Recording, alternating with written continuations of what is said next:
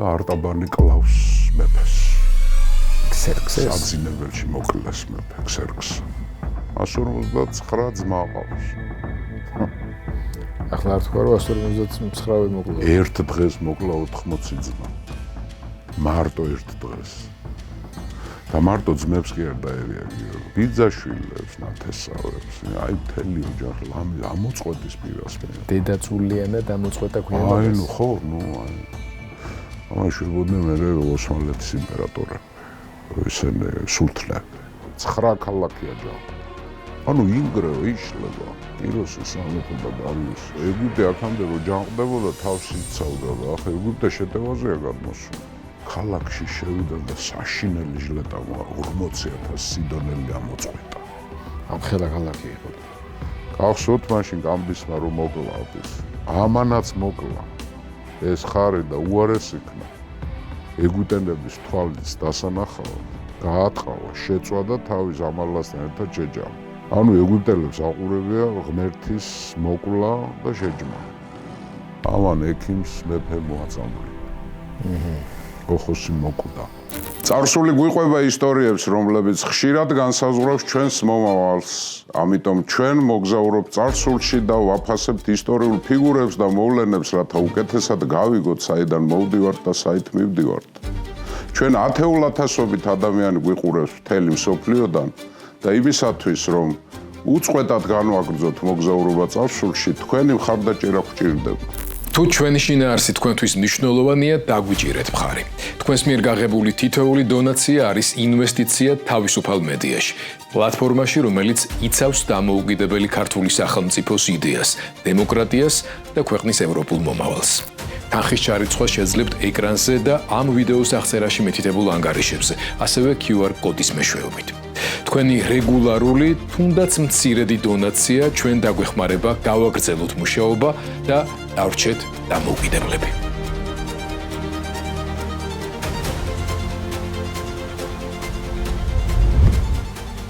მოგესალმებით დროების YouTube არხის მაყურებლებს. მადლობა ჩვენი მხარდაჭერისთვის. სამ დავიწყებთ გადაცემას. კიდევ ერთხელ მინდა შეგახსენოთ და გთხოვოთ გვერდში დგომა დახმარება, რაც გამოიხატება ამ შემთხვევაში მათ შორის თუ კი თქვენ ჯერ კიდევ არ გამოგწერია ჩვენი არხი, გამოიწერეთ დროების YouTube არხი, მოიწონეთ ჩვენი გადაცემები, გაუზიარეთ თქვენს ახლობლებს, მეგობრებს, ნაცნობებს.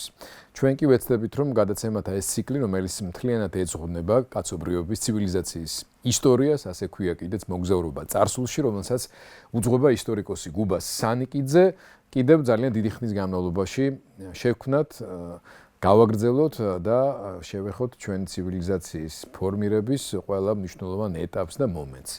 წინა გადაცემაში ჩვენ უკვე მიმოვიხილეთ და შევკარით სრული სურათი მაკედონიის სახელმწიფოს ფორმირების, ფილიპეს მეფობა, აგერ უკვე ალექსანდრეს ტახტზე ასვლა და მზაობა დიდი აღმოსავლური ლაშქრობისთვის.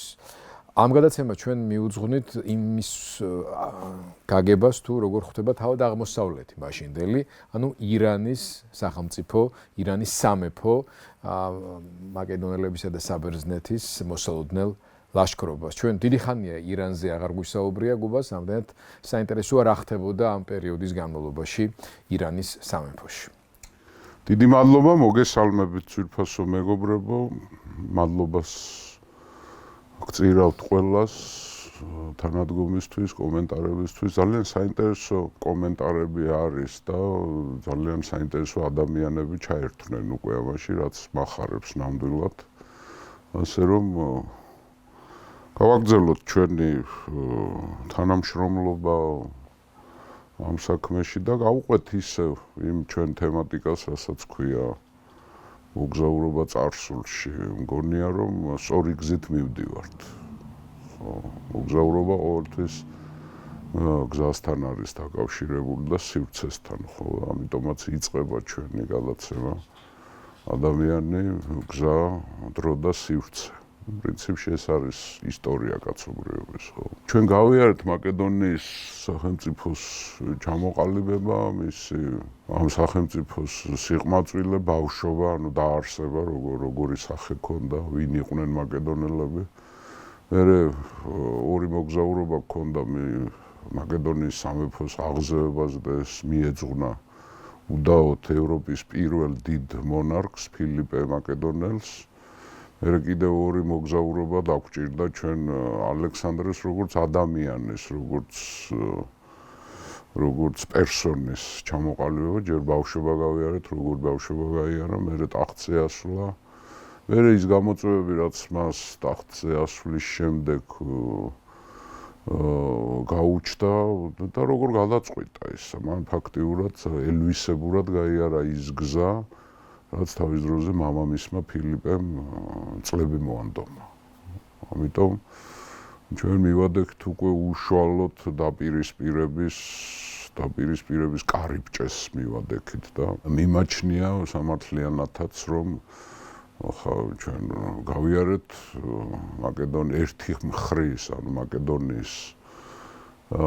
მაკედონიის ისტორია, მის ჩამოყალიბება, მაგრამ ახლა უნდა ვიცოდეთ, სად მიდიან მაკედონელები, ხო?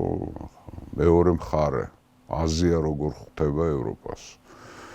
თავის დროზე ეს დაპირისპირება, თვითონ ბერძნების და მაკედონელების თვლიდნენ, რომ ეს არ იყო მარტო აგრესია, ეს იყო რევანში აზიის წინააღმდეგ, იმიტომ რომ თქვათ ობიექტურად აზია დაესხა პირველად ევროპას თავზე, როცა ბერძენ-სპარსელთა ომები დაიწყო, ჯერ დარიოს დიდის დროს, როცა ის ევროპაში გადმოვიდა, მერე ქსერქსეს დროს, მერე გაგრძელდა ეს ყველაფერი და აი მივადექთ ახლა მთელი ეს ეპოქა, რაც ჩვენ გამოვიარეთ, ხო, ჯერ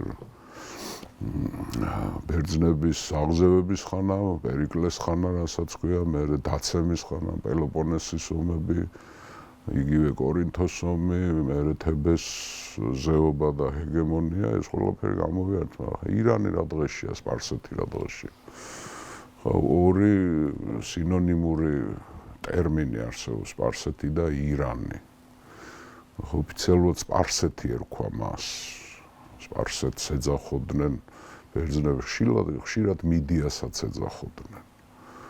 ირანი თვითონ ქვეყანაა, მაგრამ სახელმწიფოს ერქვა სპარსეთის იმპერია, აქემენიდების დინასტია. მოდი მოუბრუნდეთ ახლა ჩვენ, როცა ქსერქსე გაიქცა, ქსერქსე პირველი წავიდა საბერძნეთიდან, მე რაც მოხდა ის ვიცით, ამიტომ იმას აღარ მიუბრუნდები, ქსერქსე როცა დაბრუნდა ირანში, რა დახვდა მას და მე როგორ აგრძელებს სპარსეთის იმპერია ცხოვრებას. ძალიან საინტერესოა. ქსერქსე როცა დაბრუნდა სპარსეთში, მაშინ გაკვირით თქვით ჩვენ, როცა ბერძნებზე ვსაუბრობდით, ქსერქსემ ფაქტიურად ძირი გამოუთხარა დარიოსისა და კიროსის მიერ შექმნილ სახელმწიფოს და სწორედ ის სიკეთეები, რაც ჰქონდა სპარსეთის იმპერიას. ჩვენ ვახსენეთ, ეს იყო იმპერია, პირველი იმპერია ადამიანური სახით, სადაც ეთნიკურობის გამო არავის არ დევნიდნენ, რელიგიის გამო არავის არ დევნიდნენ, ტაძრებს ხელს არ ახლებდნენ, უცხო ღმერთებს არ აწუხებდნენ, პირიქით, ხელსაც უწყობდნენ. გავიხსენოთ, კიროს დიდმა აღადგინა ნაბუქოდონოსორის მიერ დანგრეული ტაძარი, ებრაელების ტაძარი და ფინანსებითაც კი მიეხმარა, ხო? ამიტომ ძველი ებრაული ტრადიცია მაშიახათაც მოიხსენიებს, მესიათაც მოიხსენიებს კიროს. ანუ ღვთისგან მირონცხებული. ასე იყო, მაგრამ აი ქსერქსეს დროს რადიკალურად იცვლება ყველაფერი და მე რომ მკითხოთ, საბოლოო ჯამში სპარსეთის იმპერიის კრახის ერთ-ერთი მთავარი მიზეზი ზუსტად ქსერქსეს გაუგონარი სისასტიკეები, რამაც პრინციპში შინაგანი ბუნება შეუცვალა კიროსისა და დარიოსის მიერ შექმნილ სახელმწიფოს. ქსერქსე როცა დაბრუნდა, რა თქმა უნდა, კარგ ხასიათზე არ იქნებოდა, დამარცხდა და ოჯახური პრობლემები შეექმნა. ძალიან ცუდად იქცეოდა თავის ოჯახში, აქემენიდების სამეფო ოჯახში. უკადრებელსაც კადრულობდა, მაგალითად მას ჰყავდა ძმა მასისტე, რომლის ცოლი მოეწონა ქსერქსეს. და თავდაუზოგავად შეუყვარდა ეს ქალი. ამ ქალი, ანუ ძმის ცოლი. თავ დავიწყებით შეიძლება ითქვას რა უფრო. ხო, მე რა ვთქვი? ხო. თავ დაუზოგავად, ხო, რა. მე თავი არ დაზოგა რომ მოიპოვებინა. ხო, მაგრამ ნუ ამ ქალისგან უარი მიიღო. მე რაღაცა ქორწინება შედგა მე თავისი უფროსი ძე დარიოსი და ქორწინა მასისტეს ქალიშვილს. მაგრამ და მე ეს ქალიშვილი მოეწონა. სარძლო, უფროსად რძალი და ხერხსეს ყავდა ცოლი ამესტრიდა, ისეთი ზვიადი ქალი იყო. საერთოდ ჩვენ ნახავთ რომ აი აქემენდების გვარში ძალიან დიდ როლს თამაშობენ ქალები. ძალიან დიდ როლს თამაშობენ. თავის დროზე გახსოვთ ატოსამ გადაწყვიტა ხერხსეს ტახტზე ასვლის ბედი ხო დარიოსის ცოლმა. მე ხდება ასეთი ამბავი ცოტა ჩახლართულად არის, მაგრამ მე ხდება ისე რომ ასეთი წესი ქონდათ აქემენიდებს მეფის დაბადების დღეს მისი ოჯახის წევრები, მისი ახლობლები, მისი მეგობრები მიდიოდნენ და ასეთი წესი იყო რომ დაბადების დღეს მეფეს რასაც თხოვდნენ მეფე აუცილებლად ასრულებდა. ეს იყო წესი. ხოთეშვილს მარტო აქემენიდებში არ იყო ეს. და როცა ხერხსეს დაბადების დღე მოვიდა, ამესტრიდა მისმა ცოლმა თხოვა აი ამ ქალის თავი. თავი. ხო. ხერხსეს ძმის ცოლის თავი თხოვა და მოხა მეფე როგორ შეიძლება სიტყვას გადავიდეს და მოაკვლევია ეს ქალი ამესტრიდა. იმერეთში როცა ორ ძმას ცოლები ყავთ იმერეთში მას ეძახიან შილი. ანუ შილები იყვნენ ერთმანეთის ესენი. ორ ძმას როცა ცოლები ყავთ, ის ცოლები ერთმანეთის შილები არიან. ანუ თავი შილი მოუკლევია. ამესტრიდა. მერე მასისტეს ახლა ძმას ცოლი მოუკლეს, ხო? ხერხსემ შესთავაზა თავისი ქალიშვილი ცოლად. ვაი შენ ახლა ცოლი მოგიკლა ჩემმა ცოლმა, აგერ შენ ჩემი ქალიშვილი. ინცესტურ ქორწინებაზე ჩვენ გქონდა საუბარი, გავრცელებული იყო განსაკუთრებით დინასტიებში და არა მარტო სპარსეთში. მასისტეს შესთავაზა, რომ კომპენსაციის დავარქვათ სანაცვლოდ თავისივე ქალიშვილი შესთავაზა ხერხსემ. მასისტემ უარი თქვა და გაიქცა. მანამდე მასისტე იყო ბაქტრიაში სატრაპი. აი ბაქტრია ძვირფას მეგობრებს სამდე გავაგრძელებ. აი ეს რუკა მოვიძიეთ ყველაზე ოპტიმალური. ესეც საკმაოდ პრიმიტიული რუკა არის, ბევრი რამე არ არის დატანილი. მაგალითად არ არის დატანილი კავკასიაში, რომელი ხალხები ცხოვრობენ. არც კოლხები ჩანს, არც სასპერები ჩანს, არც კადუსიელები ჩანან, ალბანელები ჯერ არ ჩანან. რა თქმა უნდა, ბევრი რაღაცები არ არის, მაგრამ თან ეს არის ალექსანდრეს ლაშქრობის რუკა არის, აი აგერ როგორ მიდის, ხო და აგერ მაკედონია რაც იყო, როცა ლაშქრობა დაიწყო ევროპული ნაწილი, ხო, მაგრამ ვერწმუნდეთ ახლა ამაზე უკეთეს ვერ მოვძებნეთ ახლა რა და ეს ჩვენი ბრალი არ ჩვენს მიერ შედგენილი რუკა არ არის, მაგრამ ნუ პრიმიტიულზე ოდნავ უფრო მაღლა დგას რა, ძველი საბჭოთა სისტემით რო შევაფასოთ რა, 3+ რუკაა ეს რა. იქ ჩანს უკვე ალექსანდრეს მიერ დაარსებული ქალაქები, მაგრამ ეს არ შეესაბამება ახლა ჩვენს ეპოქას, მაგრამ ნუ ასე ჩავთვალოთ, აი მაკედონია მთლიანად ეს ევროპულ ნაწილში რაც არის, ეს ფილიპეს და ალექსანდრეს საბრძანებლოა და მე ეს აი სპარსეთის იმპერია არის, ხო და ხო დაუბრუნდეთ მასისტეს ძმას, რომელსაც ცოლი მოუკლა ხერხსეს მეუღლემ ამასტრიდამ. ზვიადი ქალი იყო ძალიან. ხო და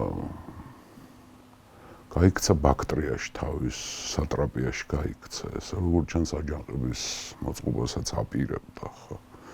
შეურაცხყოფა თან პირადი ტრაგედია ხო. მაგრამ გზაში მოაკვლევია ხერხსემ ახლა მის მასისტეს ამალაში იყვნენ ხერხსეს მომხრეები თუ გზაში დააწია თუ ვინმე დაახვედრა ეს ცნობილია მასისტე და მისი ოჯახი ამოწყვიტეს. ანუ ძმის ოჯახი მთლიანად გაანადგურა. მე ხდება ახლა საინტერესო არის ჩვენ თქვით კიდევაც, რომ ბერძნებთან მარცხის მერე სპარსეთის იმპერია აღარ ფართოვდებოდა, თუმცა მაშინაც თქვით ჩვენ, რომ ერთადერთი წინ წაწევა, როცა ახალი ტერიტორიები შეიძინეს, ეს იყო დახებთან ბრძოლა. დახები არიან აი კასპიის ზღვის აღმოსავლეთით ცხოვრობდნენ მომთაბარე ხალხი, 4 ტომი იყო, როგორც ამბობენ, დახებს ეძახოდნენ. საკმაოდ ძიმე ბრძოლები აწარმოა დახებთან და ერთი ვარიანტით შემოიმტკიცა, მეორე ვარიანტით მოკავშირეებად გაიხადა. სხვათა შორის მე ამ დახების ტომიდან ერთ-ერთი ტომი იყვნენ ფარნების ტომი. და მე ჩვენ მოგვიანებთ მე როცა უკვე რომზე გვექნება ლაპარაკი, სწორედ ეს ფარნები ქმნიან მე სახელგანთქმულ პარტიის სამეფოს. ფარნები არიან იგივე პარტიელები, ანუ პართელები. ერთ-ერთი ყველაზე დიდი ირანული მოდგმის მიერ შექმნილმა ხალხმა შექმნა ეს პარტიის იმპერია, მაგრამ ეს მოგვიანებით იქნება, რა თქმა უნდა. დახები დაიმორჩილა. არ იცნობა, რომ გაიმარჯვა, თუმცა ძალიან გაუჭირდა. მხოლოდ ეს შენაძენი აქვს სპარსეთს და მე ჩვენ ნახავთ, რომ სხვაგან ვეღარ მიდიან წინ. ქსერქსე კი იყო ასეთი გულზვიადი კაცი, მაგრამ ძალიან დიდ ყურადღებას აქცევს დედაქალაქების გამშვენიერებას. კერძოდ ცნობილია, რომ დიდი მშენებლობები დაიწყო. სუზა, აი ერთი დედაქალაქი სუზა, ქვემოთ არის მეორე დედაქალაქი პერსეპოლისი და აგერ არის ეკბატანა. მიდის თავარი ქალაქი, სამი დედაქალაქი ჰქონდათ. ამათი გამშვენიერება დაიწყო. ანუ იმ პერიოდისთვის სპარსეთის თანაბარ სწორი სამი დედაქალაქი და სამივე სამხრეთ დასავლეთში იყო და არა როგორც ახლა ცენტრალურ მოდი თქვათ ასე, კარგი გამახსენე პროვოცირება გააკეთე პასუხისა. თვითონ სპარსეთის იმპერია იყოფოდა ორ დიდ ნაწილად. ეთნიკურათაც და ტერიტორიულადაც. აი, აქ არის მესოპოტამია, ხო, დინარეები არ ხატია რატომაც, არც ტიგროსი და ხო, არც ევფრატი, მაგრამ აი ბაბილონი. ბაბილონს აღმოსავლეთით სატრაპიებს ეძახოდნენ ზემო სატრაპიებს. ანუ ზემო ქვეყნები. ბაბილონის აღმოსავლეთ ეს არის უმეტესად ირანული მოდგმის ხალხებით დასახლებული. ესენი არიან სპარსელები, ესენი არიან მიდიელები, ესენი არიან უკვე ფარნები, ანუ დახები შემოვიდნენ, ბაქტრიელები, სოგდიანელები. ხო, ეს არის ირანული მოდგმის ხალხები, მათ შორის რა თქმა უნდა არის სხვაობა, მაგრამ ენა ესმით ერთმანეთს. კი, დიალექტები არის, მაგრამ მათ აქვთ საერთო ირანული თვითშეგნება. ანუ ესენი ირანელები არიან. მათ იციან, რომ ერთ სისხლ და ერთ ხორცს არიან, ერთი კულტურული სამყარო არის და თავისთავად რელიგიურადაც ერთნი არიან. აზდეიანობის მიმდევრები არიან, მაგრამ ბაბილონს დასავლეთით რაც არის, ეგრეთ წოდებული ქვემო სატრაპიები. ანუ დასავლეთსა და ესენი ირანელები არ არიან. ძველი ცივილიზაციის ხალხი. აქ არიან ბაბილონელებიც, ასურელებიც, სირიელებიც, ებრაელებიც ცხოვრობენ იქ, ხო? ესენი არის სემიტური მოდგმის ხალხი. ეგვიპტელები ქამიტური მოდგმის ხალხი არიან. ანუ ირანელები იმპერიის ნაწილი. ისევე როგორც აი მცირე აზიაში ცხოვრობენ სომხები, ფრიგიელები, იონიელი ბერძნები, კარიელები, კილიკიელები, ლიკიელები, პაფლაგონიელები, ესენი არ არიან ირანული მოდგმის ხალხი, თუმცა სომხები ყველაზე ახლო მონათესავები არიან ირანული ხალხების, სომხური ენა საერთოდ ცალკე დგას ინდოევროპულ კლასიფიკაციაში, მაგრამ მაინც ყველაზე ახლობლობას ის ირანულთან ამჟღავნებს. ეს არის უზარმაზარი იმპერია. ანუ ეს არის უზარმაზარი, მაგრამ ორად არის გაყოფილი. იქეთ აღმოსავლეთში არის ირანული ერთობის თვითშეგნება, ანუ იდენტობის, ხო, საერთოობის განცდა აქვთ. ნახავთ ჩვენ სულ აჯანყებები იწყება მერე და უმეტესწილად აი ეს ქვემო სატრაპიები ჯანყდება. იქეთ კი არის ბაქტრიაში რაღაცეები, სოგდიანაში მოძრაობები არის, მაგრამ აქემენიდებს აღმოსავლეთში ისეთ პრობლემები არ გაუჩნდებათ, როგორც დასავლეთში. ხო, ანუ ბაბილონს აღმოსავლეთ არიან ირანელები, ბაბილონს დასავლეთით არიან არაირანული მოდგმის ხალხები და ნუ აქედან გამომდინარე ახლა მათ არ აქვთ კულტურული ერთობის განცდა სპარსელებთან და საერთოდ ირანელებთან და აქ ხდება ძალიან სერიოზული სტრატეგიული შეცდომის დაშვება, რაც მერე იმსხვერპლებს, რაც შინაგან მონოლითს დაარღვევს ამ იმპერიის. ქსერქსემ დაიწყო რელიგიური რეფორმა. ეგრეთ წოდებული დავარქვათ რელიგიური რას ნიშნავს. მან დაიწყო არაირანული კულტების შევიწროება. ტაძრების დახურვა, რელიგიური ნიშნით დევნა, ზოროასტრის რელიგიის ლამის ძალადობრივი დანერგვა. სოთეჟერს ერთ-ერთი საკითხი, როცა სახელმწიფოს სიმყარეზე არის საუბარი, ერთ-ერთი უმთავრესი ფაქტორია რელიგიური საკითხი. რამდენად არის მოგვარებული შიგნით. აქამდე დიდ სპარსელ მეფეებს, იგივე დარიოსს და კიროს, ეს საკითხი გადაწყვეტილი იყო. უფრო ტოლერანტული. აბსოლუტურად ტოლერანტული იყო. დარიოსის და კიროსის დროს ადამიანი არ ფასდებოდა ეთნიკურობით ან რელიგიურობით, ღირსებით ფასდებოდნენ ისინი. აი ამან დაიწყო დევნა ქსერქსს. და უმძიმესი შედეგები მოყვება ამას, ჯერ მოყვა და მერე მოყვება ოჯახში ქონდა და ანუ ახლა ჯერ ერთი მაგალითი მოყვება, აერია თვითონ ოჯახი, აქემენიდების სამეფო გვარში არის შიში მის მიმართ, იმიტომ რომ აშკარად ქსერქსე წყობიდან აღმოსული და რაღაც სისულელებში ჩადეს. ხო, ახლა მასისტეს ტრაგედია, მისი ძმის ტრაგედია, მთელი ძმის ოჯახი ამოწყვიტა გიორგი. და ხდება შეთქმულება 466-465 წელი სხვადასხვა მონაცემით არის. ჩვენ გვახსოვს სპარსელი მეფეებს იცავენ უკვდავთა გვარდია. უკვდავებს ევალებათ მეფის პერსონის დაცვა. ამ უკვდავთა გვარდიის სარდალი, მეთაური არის სპარსელი დიდებული არტაბანი და არტაბანი კლავს მეფეს. ქსერქსეს საძინებელში მოკლეს მეფე ქსერქსს. მერე ხდება ქსერქსეს უფროსის შვილის მკვლელობაც დარიოსის, მაგრამ აქ ცოტა რთულად არის საქმე. არის ცნობები, რომ არტაბანთან შეთქმული იყო ქსერქსეს უმცროსი შვილი არტაქსერქსე, მერე ვინც ტახტზეა. არის მეორე ცნობა, რომ არტაქსერქსე აფეშვაში არ იყო. მაგრამ როცა არტაბანმა მოკლა მეფე, ქსერქსე როცა მოკლა, მან ეს მკვლელობა დააბრალა ქსერქსეს უფროს შვილს დარიოსს. და ისიც მოკლა. ანუ დაცვის უფროსმა თქვა, რომ აი მეფე მოკლა მისმა ძემ დარიოსმა. და არის ცნობები, რომ დარიოსი აი სუდღუილად არის მოკლული. მონაწილეობდა ახლა ამაში თუ არ მონაწილეობდა, მაგრამ ნუ ტახტზე ადის ახლა უმცროსი ძე. ქსერქსესა და ამესტრიდას უმცროსი ძე არტაქსერქსე პირველი. მაკროხირი ასე ეძახიან ბერძნები. რას ნიშნავს? ქართულად რო გადმოვთარგმნოთ, რაღაც უცებშობლიური ის გაგვიჩნდება. მაკროხირი ნიშნავს მხარგრძელი. როგორ ჩანს ეს ტიტული, ეს არ არის მარტო გარეგნული თვისებები, ახლა თვითონ როგორც ამბობენ ძალიან მაღალი კაცი იყოს, მაგრამ როგორ ჩანს ეს წოდების სახელიც არის, იმიტომ რომ ჩვენთანაც არიან მხარგრძელები და რუსებშიც დოლგორუკია, ხო?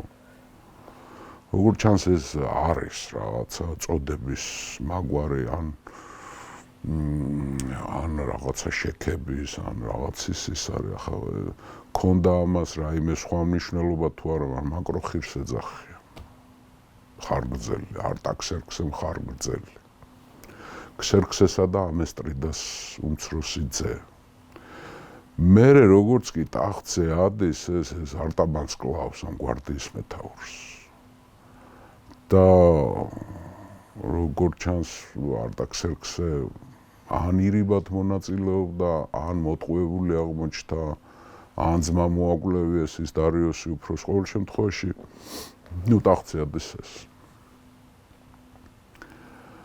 როგორც კი ადის ტახტზე, ბაქტრია უჯანყდება ეს დიდი სატრაპია.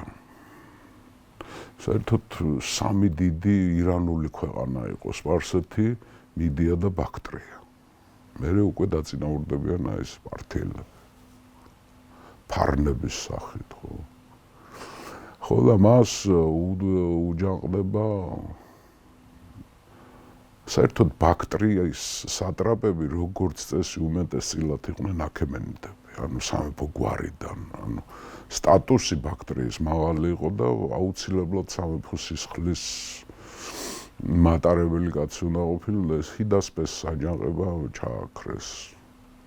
ახლა თვითონ ამ აკროხირზე რა ვიცით, ახლა არტაქსერქსა პირველს. საკმაოდ პოზიტიურად არის შეფასებული, ახლა ჩვენ უმეტესწილად ვიცით ბერძნული და მერე მოგვიანებით ლათინური წყაროებიდან ვიცით და ძალიან კარგად არის შეფასებული. არის მშვიდი, არის კეთილშობილი, არის სამართლიანი მეფე. საერთაშორისო ბერძნები ამბობენ, რომ ხალხს ძალიან უყვარდა ეს. მაგრამ ნუ გავლენები აქვს დედამის ამესტრიდას, ქსერქსეს ქვრივს. მაგალითად ეს ასაკით ახალგაზრდა არის, ხო. პლუტარქე გვეუბნება ჩვენ, რომ იმდენად სამართლიანი იყო ეს არტაქსერქსე, რომ თითქოს მას მიაწერენ ასეთ ნათქვამს, რომ აგეტყვით ახლა როგორ აქვს ნათქმა. მეფემ კი არ უნდა აიღოს, არამედ უნდა გასცეს. ძალიან ისეთი კარგი ზნის მეფე ჩანს, ახლა მერე ჩვენ იმას გავყვებით აქემენიდებს და ამათ ფონზე ეს მithumetes მამამისის ფონზე და ხო, ნუ შესამჩნევი იყო ეს ქონდა მანიაკალური გადახრება. ჯერ კიდევ იქავლენ და საბერძნეთში თავის რაღაც გადახრებს ქსერქსე ახლა, მაგრამ ნუ ესეთი მართველია, ხალგრძელი არტაქსერქსე. გახსოვთ თქვენ, რომ თემისტოკლე რო გაიქცევა ირანში, ათენიდან რო გაიქცა, როცა მოუწყეს იქ, რა ქვია, შეთქმულება კი არა და ოსტრაკიზმი მოუწყეს და გაიქცა ჯერ ბევრი იბორიალა, ჯერ არგოში იყო, მერე ეპირში, მერე სიცილიაში იყო რაღაცები და მერე სპარსეთში წავიდა. ხა არავინ არ იცის, როდის ჩავიდა თემისტოკლე ირანში. ახლა ზოგი თვლის, რომ ქსერქსე ცოცხალი იყო ჯერ კიდე. მაგრამ არის მეორე მოსაზრება, რომ უკვე არტაქსერქსე არის ტახტზე და სწორედ იზღებულობს თემისტოკლეს. გახსოვთ თემისტოკლეზე იყო 200 ტალანტი პრიზი ქსერქსეს დროს გამოცხადებული და არ ვიცი, ახლა მეც გაურკვევლად ახლა ქსერქსე დახვდა თუ ეს არტაქსერქსია, მაგრამ ყოველ შემთხვევაში არაა გამორიცხული მართლა ეს იყო და ის 200 ტალანტი თემისტოკლეს თვითონ აჩუქა, იმიტომ რომ თავის თავი ჩაუყვანა. და დიდ პატივში ყავდა არტაქსერქსეს, მაგრამ არტაქსერქსეს დროს ხდება დიდი აჯანყება ეგვიპტეში. ეგვიპტეს უჯანყება, ჩვენ რო გავივლეთ ამ ჩვენს მოგზაურობას, ნახავთ, რომ აი ყოველ მეორე წინადადებაში ჩვენ ეგვიპტის აჯანყებაზე გვექნება ლაპარაკი. ეს არის დაუმორჩილებელი ქვეყანა სპარსელების მიერ. იქ ხდება ლიბიელების აჯანყება. ჩვენ სხვათა შორის როცა ბერძნებზე საუბრობთ, იქ გავკრივოთ ვახსენე. ლიბიელების ერთ-ერთი თავადი, და ვარ ვქოთ, თუ პრინცი, თუ ბელადი, ინარი ჯანყდება. ეს ლიბია შედის სპარსეთის იმპერიის შემადგენლობაში? აქ სხვათა შორის, აი აგერ არის ეგვიპტე და მე ეგვიპტეზე მთავრდება. ეგვიპტის გააგრძელება არის ლიბია რა. ცუდი რუკაა თქვა, ისევ ამბობ, იმიტომ რომ ლიბია შედიოდა. ხო, რა თქმა უნდა. ჯერ სპარსეთში და მე უკვე მაკედონიის იმპერიაშიც. აი ამ რუკებს როცა ვარჩევ ხოლმე უკვე, იმიტომ რომ გჭირდება და ბევრი გთხოვს, რომ რუკები ჯობია რომ გვაჩვენოთ. აი უფრო მიძლიერდება გიორგი იმის სული, რომ მე რაღაცა გავაკეთო მე პირადად და ალბათ თქვენი დახმარებითაც რომ წიგნად გამოიცეს ძველი სამყაროს რუკები. არა მარტო ის რაც დავცაუროთ, იმიტომ რომ სხვათა შორის ეს კარტოგრაფია და ეს ისტორიული ისტორიული რუკების გამოცემის დიდი ის არა გვაქვს ჩვენ. რა ქვია, სკოლა ხო მაგალითად. ჩვენი რუკები არა გვაქვს საქართველოს, გაცდა კავკასიის რუკები არა გვაქვს, როცა სომხებში, აი სომხეთში, აი მართლაც რაცა გვაქვს ასწავლებელი, აი ნუ არ ვიცი, რამდენნაირად აქვთ გამოცემული. და არა მარტო თავისი რუკები. აი ჩვენი პრობლემა ხო დაუბრუნდეთ არის რომ არ გვიყვარს დაზუსტება, სიზუსტე არ გვიყვარს ქართველებს ჩვენ. აი რაღაცას გავიგებთ, მე რაღაცას მივამატებთ, ისა და მე მახინჯდება ყველაფერი. ამიტომ დაუბრუნდეთ ინარის აჯანყება დაიწყო, გრანდიოზული აჯანყება დაიწყო. არტაქსერქსე აგზავნის ბიძამის.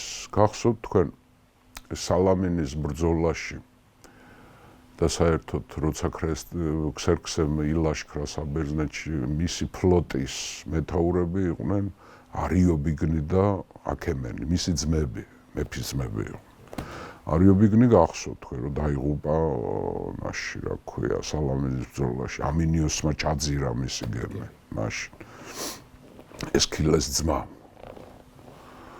აი აქემენი იყო მეორე სარდალი, ომის ვეტერანი და ესეთი. აქემენი ჩაუყენა ჯარს სათავეში. არტაქსერქსემ რო ეგვიპტე დაიმორჩილა, მაგრამ დამარცხდნენ სპარსელები. ამ ლიბიელებთან და ეგვიპტელებთან ბრძოლაში დამარცხდნენ, ეს ბიძამის დაიღუპა აქემენი. მამაცის კაცი იყო და ბერძნებთან ომის ვეტერანი იყო და ძალიან სანდო კაცი იყო ახლა, მაგრამ აქემენი შეეწირა ამ ომს. მერე ხდება ეგეთე, რახან ეგვიპტე ვერ დაიმორჩილეს, ახლა პერმანენტული ომი მიდიოდა ეგვიპტესთან და 459 წელს მე მithქვია კიდევაც, რომ ათენელებმა მოაწყეს ავანტურა. 459 წელს, როცა ათენური ფლოტი წავიდა ეგვიპტელების დასახმარებლად, სპარსელების წინააღმდეგ და მერე 4 წელი, ხო 4 წელი გაგრძელდა თუ 5. ნუ ყოველ შემთხვევაში კატასტროფით დამთავრდა ეს ათენელების ლაშქრობა ეგვიპტეში, ეგვიპტელების მისახმარებლად რო წავიდნენ და 456 წელს ძალიან ცნობილი სარდალი მეგაბიზი მიდის ეგვიპტის დასასჯელად და იქ ამარცხებს ამ აჯანყებულებსაც და ათენელებიც დამარცხდნენ იქ. 456 იყო, როცა 200 გემი დაეკარგათ ათენელებს, დიდი ზარალი ნახა, გაუმართლებელი ავანტურა მოაწყოს, როგორც მერე სიცილიაში მოაწყოს, უაზრო ავანტურა. ზომაწონა ხანდახან არ იცოდნენ მათ. მერე ეს მეგაბაზი უჯაყდება თვითონ მეფეს არტაქსერქსეს.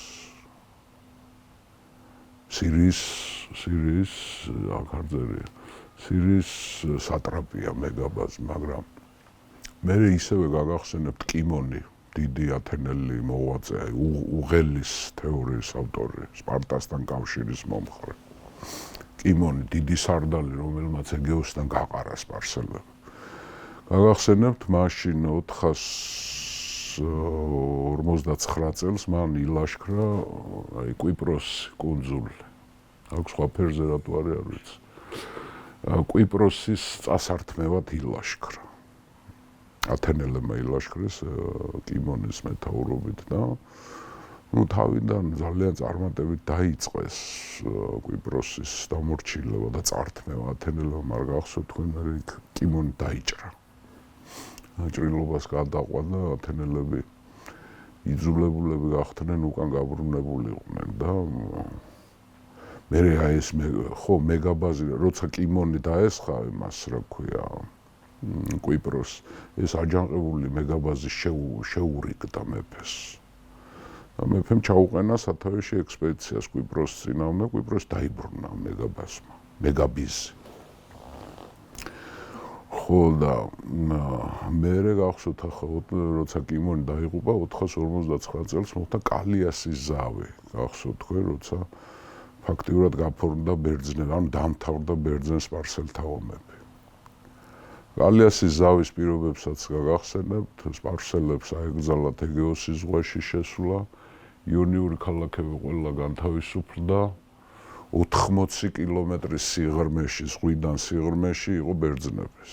ანუ სპარსელებს აეკრძალათ ამ არეალის საზღვრების დარღვევა და ფაქტურად გაფორმდა სპარსელების მარცხი.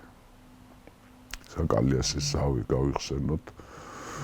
ხო, ამის მერე ირანი თავის საგარეო სპარსეთ თავის საგარეო პოლიტიკას ცვლის და სწორედ აქ არტაქსერქსეს ჭკუის დამადასტურებელი, ახლა ჭკვიანი მეფე იყო ნამდვილად. მან ძალაზე უარი თქვა დიპლომატიაზე, გადავიდა. საკმაოდ ეშმაკი კაცი იყო და ოქრო, ანუ რბილი ძალა შემოიღო. რახან ძალით ვერ ვერევით ბერძნებს, ამიტომ ოქრო და დიპლომატია. ამიტომ და შიდა დაპირისპირებებზე რა თქმა მე უკვე დაიწყება ახლა პელოპონესის ომებს მივადგებთ, ახლა ჩვენ კიდევ ეს გავიმეორებთ რა.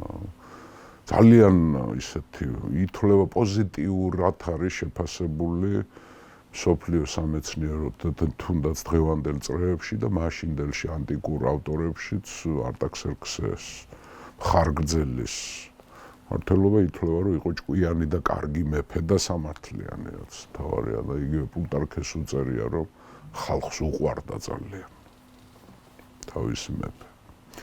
არ არის გამორიცხული რაღაცა ამ რელიგიურ საკითხებშიც ის მამამისის არეულ რაღაცნაირად შეატრიალა, მაგრამ თვითონ ხა შეცდომა დაშვებული იყო უკვე. წარსული გვიყვება ისტორიებს, რომლებიც ხშირად განსაზღვრავს ჩვენს მომავალს.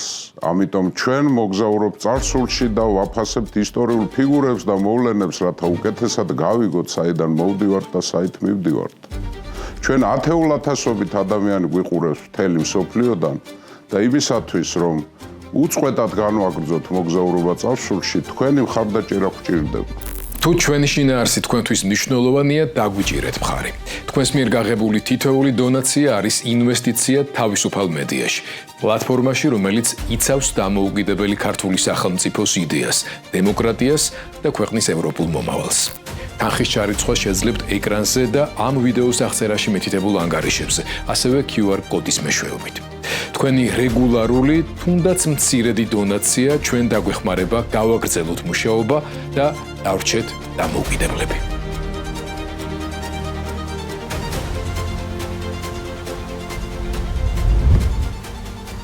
არტაქსერქსეს მე როცა სხვა რელიგიების დევნა დაიწყო. 51 წელი იმეფა. საინტერესო ერთი რამე არის, რომ როცა თვითონ მოკვდა, იმ დღესვე მოკვდა მისი ცოლი დამასპია. ცოტა უცნაური ამბავია, ხო, მეფე და დედოფალი ერთად კვდებიან, ამიტომ გამოთქმულია სამეცნიერო წრეებში, რომ მოწამლეს ორი. შეიძლება თავიც მოიკლა. დამადასტურებელის, არა, თავს არ მოიკლავდა ის, ქალი არა. ქალს ეს არ ემუქრებოდა დედოფალს არ ქონდა ამისი პრობლემა, ხა ეს ინდურ ცივილიზაციაში იყო, ქრის სიკვდილს აუცილებლად ცოლიც უნდა გაყოლოდა, მას სპარსელებში ასე არის. გამოთქმულია რომ თითქოს მოწამლეს, მაგრამ დამადასტურებელი, მათ შორის არც ირიბი არ აჩანს ახლა. თუმცა არც ეს არაა გამორიცხული, ხა ერთ დღეს ორივე კვდება, ცოტა უცნაური ამბავი. მის დროს დაიწყო პელოპონესის ომები. ბერძნები დაერიენ ერთმანეთს და სწორედ აქ იყენებს ის თავის დიპლომატიას და დარიკებს მეფის მშვილდოსნებს, როგორც აგესილანი დაარქვა. ტახტზე ადის მისი შვილი, ქსერქსე მეორე. მაგრამ ეს ყავს ბაბილონელი ქალისგან ყავს. ანუ დედით არ არის სპარსელი და არც მიდიელი. ქსერქსე მეორის შესახებ ჩვენ ბევრი აფერი არ ვიცით, იმიტომ რომ ეს ხდება 424 წელს, იმიტომ რომ გიორგი მარტო 45 დღე იყო მეფედ. ქსერქსე მეორე. მოკლეს საწოლში თვრალი. სინთვრალის დათვრა და დაიძინა და საწოლში მოკლეს ახლა. ბრალს დებენ მის ნახევარ-ძმას, სოგდიანეს. რომელიც ასევე ბაბილონელი ქალისგან ყავდა მას არტაქსერქსეს, მაგრამ ამ ძმამ ნახევარ-ძმამ მოკლა. ხო თვითონ შემსრულებელი არ იყო, მაგრამ როგორც ჩანს ამ შეთქმულების სულის ჩამდგმელი სოგდიანე არის. ბევრი არაფერი ამის შესახებაც არ ვიცით, იმიტომ რომ 6 თვე და 15 დღე იმეფა მარტო სოგდიანე. რატო ასე მოკლედ? ჯარი აუჯანყდა. ჯარმა არ მიიღო სოგდიანე. ისიც მოკლეს. რა ვითარებაში როგორ ეს, მაგრამ ჯარ შეპირდა, ოქრო შეპირდა, ყველაფერი, მაგრამ გვარდია განსაკუთრებით უკტავდა გვარდიამ არ მიიღო. ხან მოკლე, ანუ ჩვენ ნახეთ დარიოს მეორე და სოგდიანე, უпроსორად ქსერქსე მეორე და სოგდიანე ძალიან ცოტა ხანს იყვნენ რა ქვია ტახტზე. მერე დადის დარიოს მეორე, ქსერქსე მეორეს ძე. უпроსორად მესამე ძმა არის. ხო, არა, ქსერქსე მეორეს ძე არის. მამდა იყო ჰირკანიის სატრაპი. ჰირკანია მიდია რო აწერია. მიდის ჩრდილო აღმოსავლეთით აწერია, ხა ჰირკანიის ეს იყო სატრაპია და მანამდე ჰირკანიის სატრაპი იყო. ის ცოლს ერქვა პარისატიდა. ასეთვე გავლენიანი ქალი იყო ძალიან. ტახტის ასვლისთანავე ქონდა საერთოდ ამათაც ძალიან სერიოზული ახლა მაკედონელებზე ჩვენ ვილაპარაკეთ ძმებს რომ პრობლემები ქონდათ სულ აი ქსერქსეს მერე მოყოლებული ტახტზე ასვლულ მეფებს სულ პრობლემები აქვს ძმებთან რა. თან ბევრი არია. ბევრს აჩენდნენ, ბევრი ცოლები ყავდათ ხოლმე. არსიტე იყო მისი ძმა. არის თეორია, არის მოსაზრება, რომ ესეც ბაქტრიესის არის, რა ქვია. სატრაპი. არტასირი გააგზავნა, აჯანყდა ეს. არტასირი გავს მერე გვიანდელ სომხურ პარტიულ არტაშირს. არტასირი ბერძნული ეს არის ვარიაცია. სარდალი არტასირი გააგზავნა. საინტერესო რა არის, რომ ამ არსიტეს ყავს ჯარში ბერძენი მოქირავნეები. უკვე პირველად ჩდებიან გზააბნეული ბერძენი მოქირავნეები. და არსიტემ ეს არდაშირი დაამარცხა, მეფის სარდალი დაამარცხა, მაგრამ მერე მოახერხა ამან არდაშირმა და ეს მოქირავნეები გადაიბირა. მოქირავნეების უპრინციპობა ძველ დროში უკვე გამოჩნდება, ოღონდ მერე გვიან უკვე კოდექსები შეიქმნება და ასეც ჩვენ არ გადავეყრებით, მაგრამ ახლა ახალი მოვლენაა ეს, ხო, მოქირავნეები რამდენადაც კარგი სამხედრო ძალა იყო, იმდენად არ იყო. თუ ოქრო არ ქონდა ბევრი, მოქირავნე სხვა იყიდით. ამიტომ გადაიბირა და ეს არსიტეც მოკლეს, ხო. მერე არის ცნობები, რომ 3 შეთქმულება გაიხსნა. დარიოს წინააღმდეგ გამოწყვიტა თავისი ნათესავები, არ დააკლო. ამ დროს ჩდება ასპარეზზე ტისაფერნი გახსოვთ თქვენ, ალკიბიადეს მეგობარი და მერე მტერი.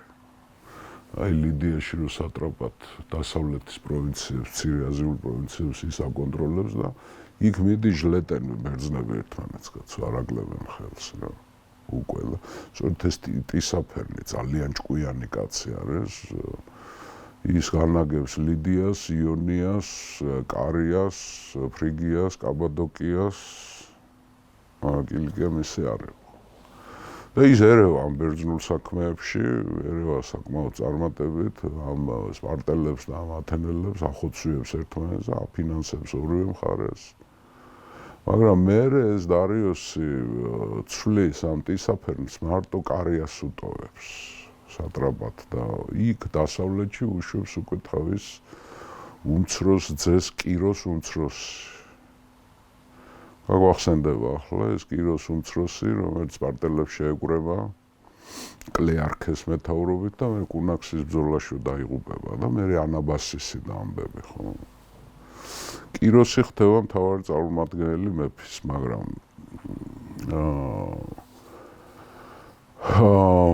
ძალიან გავლენიანია ეს კიროსი და ფაქტიურად მამამის კი ემორჩილო, მაგრამ ფაქტიურად ამ დასავლეთის მცირე აზიულ სატრაპიებს კიროსი მართავს. სხვათა შორის ამ პერიოდში ჩდება ერთი რამ. სატრაპებს ყავთ თავისი ჯარები. გახსოვთ თქვენ, როცა დარიოსმა გაატარა რეფორმები. მაშინ გააყო სამხედრო და სამოქალაქო ხელისუფლება. სატრაპი იყო სამოქალაქო ხელისუფლება პროვინციაში, მაგრამ ჯარი მას არ ემორჩილებოდა. ჯარი სარდალი ემორჩილებოდა მარტო. აქ უკვე დარღვეულია. აი, როდის დაირღვა, ქსერქსეს დროს დაირღვა, არტაქსერქსეს დროს დაირღვა, ეს არავინ არ იცის, მაგრამ უკვე სატრაპებს ჯარები ყავთ. ანუ ისე როგორც სამოქალაქოს, ასევე სამხედრო საქმესაც ანუ დარიოსის მემკვიდრეობის რღვევა ხდება რა. ამიტომ ამ კიროს ჯარი ყავს თავის. ამ დროს ხდება კიდე ეგვიპტეში ძალიან დიდი აჯანყება ხდება. არ ვიცით როგორ ჩანს მე ჯარიც გააგზავნეს იქ, მაგრამ ეს კიდევ ერთხელ ადასტურებს იმას. ბევრი არ ვილაპარაკოთ ახლა დარიოს მეორის მეფობაზე, მანდამაინც ბევრი არაფერი არ ვიცით, მაგრამ რაც ვიცით, მანდამაინც კარგისკენ არ მიდის საქმე. კი, მის დროს ბერძნები ჟლეტენ ერთმანეთს, მაგრამ სამეფოშიც უკვე ეს დაშლილობის და შინააშლილობის თემები უკვე ჩანს. 404 წელს მოკვდა დარიოს მეორე. ტახტზე ადის მისი უფროსი ძე არტაქსერქსე მეორე არსაკი, ანუ სამდე ტახტზე ადის მას ქვია არსაკი, არშაკი. მოგვიანებით. არტაქსერქსე მეორე, რომელსაც ბერძნებმა შეარქვეს მნემონი. რას ნიშნავს? დამახსოვრებელი, ანუ მეხსიერება ჰქონდა ფანტასტიკური. ლეგენდები და მეხსიერების შესახებ მეცნიერებას. ხო, ამიტომ ნემონს ეძახოდნენ ბერძნები, იმიტომ ფანტასტიკური მეხსიერება, რაღაც ლეგენდები დადეს ის შესახებ. ახლა დედამის პარისატიდას ეს არ უნდოდა მეფეთ. ის კიროსი უნდოდა, ამის უმცროსი ძმა, რომელიც დასავლეთის სატრაპიებს მართავს. სერტის კიროს ძალიან საინტერესო, კიროს უმცროსი ასე ეძახიან. ძალიან საინტერესო კაცი იყო. და სხვათა შორის ამ ინტრიგებს მე ეს კიროსი შეთქმულებას მოაწყობს, ბერძნებს მიემხრობს და ძმის წინააღმდეგ წავა და ამას ემსხვერპლა ალკიბიადე სხვათა შორის. ალკიბიადე ხო რას ემსხვერპლა? მას უნდოდა არტაქსერქსესთვის შეეტყობიებია, რომ მისი ძმა, უმცროსი ძმა კიროსი შეთქმულებას აწყობა, ამიტომ მოკლეს მაშინ. გახსოვთ ხო, ისა რა ქვია, სპარტელებმა ლისანდრეს და ამ კიროს დავალებთ მოკლეს ალკიბიადე. და მე ხდება ამ არტაქსერქსეს დროს ხდება ეს ზუსტად ბერძნების ჯარით რომ მოდის კიროსი გამოივლის კუნაქსის ველზე მოხდება შეტაკება, სადაც კიროსის ანუ უმცროსი ძმის ჯარი კი გაიმარჯვებს, მაგრამ თვითონ დაიღუპება ბრძოლაში. და ამიტომ ძიმე ამბავი იყო მათთვის. მაგრამ ამ ამბავს მე ანაბასისი გავიარეთ ჩვენ, როცა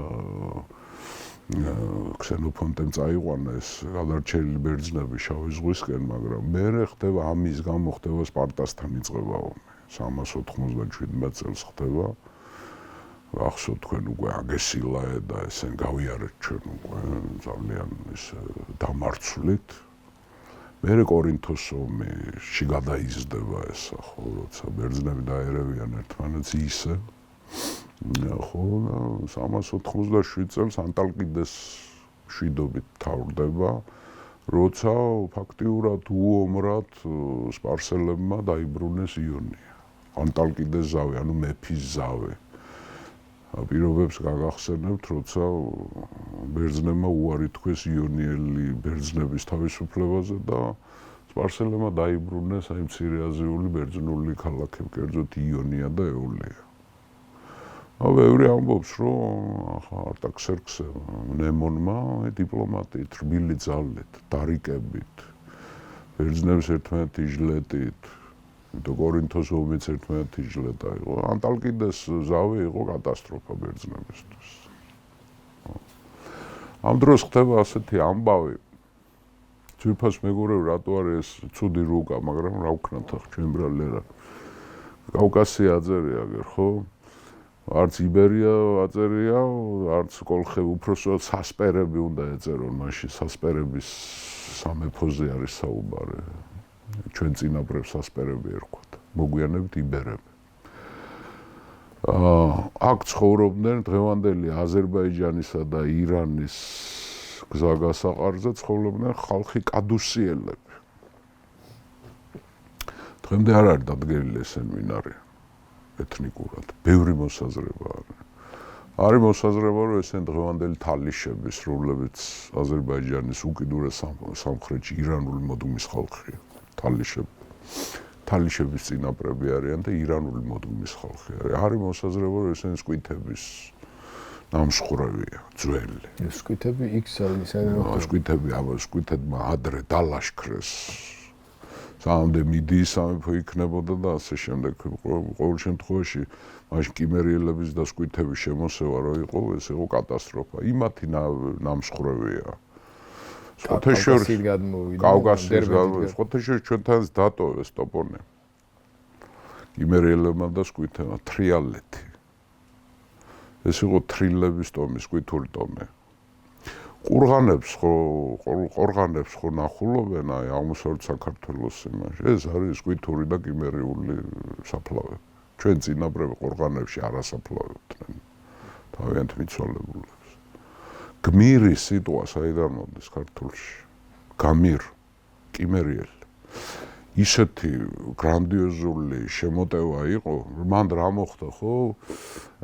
აი რუსეთის ველებ, თანამედროვე რუსეთის ველებზე ეს ირანული ტომები ხო მოძრაობდნენ ერთმანეთში ომი ჰქონდათ და კიმერიელები დამარცხდნენ სკვითებთან და გამოექცნენ სამხრეთისკენ, წამოვიდნენ და გამოიარეს შავიზღვისპირეთი, დარიალი და დერბენდით გადმოვიდნენ სამხრეთისკენ. ამ გამოქცეულმა ხალხმა დაალეწა ყველაფერი. და მერე ამათ უკან ის გამარჯვებული სკვითები გამოყვნენ დამარცხებულებს და ამათ რაც დასანგრევი იმათმა დაანგრიეს მერე. ხო და აი ეს ამათი პროდუქტი უნდა იყოს ეს კადუსიელები. არის კიდევ თეორია, ძალიან სერიოზული ისტორიკოსები ამბობენ, რომ ესენი კავკასიელები არიან, კერძოდ ლეკების რაღაც პირდაპირი თუ არა პირდაპირი პროტოლეკები დავარქვათ ასე. არის მოსაზრება, რომ ესენ ქართველური მოდუმის ხალხიც არის, კადუსიელები. ყოველ შემთხვევაში ეს შეუპოვარი ხალხი იყო და იმდენად შეუპოვარი იყო, რომ ამ კადუსიელების წინააღმდეგ მას მოუწია, ისა რა ქვია, ლაშქრობა. არტაქსერქსეს, მნემონს. ეს ლაშქრობა როგორც ჩანს წარუმატებლად დამთავრდა, იმიტომ რომ როცა ეს ამ ხეობებში შევიდა, დღევანდელი გილანი და სამხრეთ აზერბაიჯანი, თალიშისტანი რაც არის, მთიანი, არ ვიცი ხა ირანში ვინც არის ნამყოფი, კასპიის ზღვის ზუსტად სამხრეთით არის გილანის მთები და მაზანდარანის მთები, ჩაკეტილი ხეობებია. ხო და იქ როგორც ჩანს ამის ჯარი ჩაკეტეს და გადაუკეტეს ყველაფერი. ხო და ამიტომ იძულებული გახდა, რომ როგორც ჩანს ხელშეკრულება დადო, ანუ დაამარცხდა. ზუსტად ამ ლაშქრობის მერე ჩვენ ხედავთ ერთ რამეს, რომ სამხრეთ კავკასიური ტომები და კავკასიური ტომები გადიან სპარსელების გავლენიდან, კერძოდ გავიდნენ კარდუხები, გახსოვთ თქვენ, ხო, ქურთების წინაპრები. გავიდნენ კოლხები და გავიდნენ ესენი ტიბარენები, სპარსელების გავლენისგან. მოხდა ასეთი ამბავი კიდე ეძახიან ამას დასავლეთ ქვემო სატრაპიების დიდი აჯანყება 363 წელს მოხდა თითქმის ყველა სატრაპიის, კერძოდ იონია, კაბადოკია, სომხეთი, ლიკია, კარია, ფრიგია, ხო ფრიგიაც აჯანყდა, ლიდიის გარდა ყველა აჯანყდა. ლიდიას არ მეუღია მონაწილე. ამას ეძახიან ქვემო სატრაპიების დიდი აჯანყება. ამ დროს ეგვიპტეში უკვე აჯანყებულები არიან ისევ ეგვიპტელები და გახსოვთ ტახოსი თქვენ, რომელმაც მიიწვია აგესილაე. აი აჯანყებული ეგვიპტელები მიეხმარენ ამ აჯანყებულ სატრაპიებს, მაგრამ დამარცხდნენ იქ. და ძლივს გაიმარჯვა სამეფო ჯარებმა, მაგრამ ფაქტი ერთი არის რა, რომ აი დაშლა უკვე შეუქცევადი პროცესი ამ იმპერიის. ცენტრიდანული ტენდენციები ჭარბობს უკვე. დაიწყო უკვე, ხო. მე მაინც ვაბრალებ აი რელიგიურ რეფორმას. სპარსეთის სპარსეთის იმპერიაში უკვე არ არის კარგი ცხოვრება რა. ჩვენ ხო იმპერიაზე ერთხელ ვილაპარაკეთ, რომ რა არის იმპერია? იმპერია არის მშვიდობა და სტაბილურობა და დაცულობა და უსაფრთხოება და როცა თვითონ იმპერია იწყებს ზალადობას, მე აუცილებლად იშლება რა. აი ზალადობა იყო რა თქმა უნდა და კიდევ ამ დაშლის ტენდენცია აღმოსავლეთშიც დაიწყო. აი სოგდიანა აჯანყდა. საკების ირანული ტომი, საკები გახსოვთ თქვენ, ხო? ეს მასაგეტებთან რომ დაიღუპა კიროსი. აი საკები, მასაგეტები ერთი მოდგმის ხალხი არის რა. მერე იყო მისი უფროსი ძის დარიოსის შეთქმულება და ის სიკვდილით დასაჯა. მოკლედ სამეფო კარზე საშინ რაღაცა ერთმანეთის კვლელობში, ერთმანეთის გვამებზე საშინელი ოჯახი არა. ტახტისკენ. ახლა მაკედონელებს არ აკლებდნენ ხელს იქავა და იქ ახლა რაღაცები იყო მაინც. იგივე ფილიპეს და მისი ძმების, უფროსი ძმების ურთიერთობა და ისინი ხო გვახსოვს ჩვენ ეს. 359 წელს მოკვდა გიორგი 86 წლის. ნემონი. და მახსოვრებელი ქართულად როგორ იქნება უფრო გამართულად. მახსოვრობის მქონე ხო. ერთი უცნაური ამბავი დატოვა ხეს არავის არ უკვირდა 326 ნუ წერია რომ 336 ცოლი ყავდა როგორც ჩანს ხარჭები იყვნენ ესენი ხარამხანა იყო მაგრამ მარტო ბიჭი შვილები ძეები დატოვა 150 აქედან კანონიერი თუ ყველა კანონიერი იცი როგორ ყველა კანონიერია ახლა ის სოგდიანეც და ისენიც ბაბილონელები იყვნენ დედით ხო ახლა პრობლემა არ იყო მთავარია მამაყოფილიყო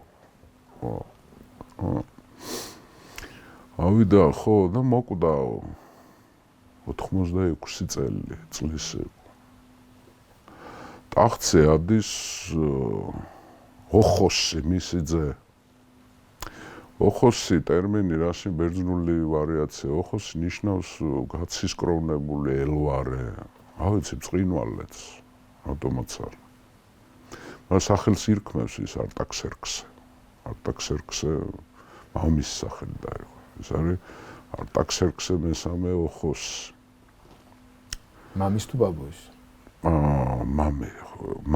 მამის არსაკის ნემონის სახელი დაიყო ირქმე მერე სულ არტაქსერქსები ქვიათ მარტო ერთი დარიოს გამოიკვეხება მერე ვინც ალექსანდრესთან აწი უკვე არტაქსერქსები იყო დინასტიურ სახელი არტაქსერქსე ნიშნავს ღირსეულთა სამეფოს მეფე მართველი მართალთა სამეფოს ესე შეგვიძლია ტახტზე რო ადის ეს როცა მამამისი კვდება 10 თვე ეს მალავს მამამისის სიკვდილს და რა შვება ბრძანებებს აგზავნის სატრაპიებში და იწყებს სატრაპების და ადმინისტრაციის გამოცვლას მთელ იმპერიაში ოღონდ როგორ ცვლის ის მამამის სახელით წერს ანუ 10 თვე იმპერიაში არ იცოდნენ რომ მეფე კვდარია ანუ ეს არის საერთოდ ეს ოხოსი არის ნუ არ ვიცი აჯობებს ყველას რა სისასტიკეებში 10 თვის განმავლობაში გადააყენა მამამისის დანიშნული ხალხი და თვითონ თავისიანები დანიშნა მე უცებ გამოაცხადა რომ მე ვარ მეფე გამოჩნდა რომ თურმე მამამისი კვდარია პირველ რასაც იწყებს დაერია გიორგი ნათესავებს 159 ძმა ყავს ახლა არ თქვა რომ 159 მოკლა ერთ დღეს მოკლა 80 ძმა მარტო ერთ დღეს და მარტო ძმებს კი არ დაერია გიორგი, ბიძაშვილებს, ნათესავებს, აი მთელი ოჯახი ლამი ამოწყვეტის პირას მიიღო. დედაწულიანა დამოწყვეტა ქვია. აი ნუ ხო, ნუ აი. ამას შევოდნენ მე ოსმალეთის იმპერატორები, ესენი სულთნები. ოსმალეთის იმპერიაში, ნუ ახლა დაწერილი კანონი არ იყო, მაგრამ დაუწერელი კანონი იყო, ერთი სულთანი რო ადიოდა, ყავდა ამდენი ნახევარძმები, აუცილებლად უნდა დაეხოცა. იყო გამონაკლისები.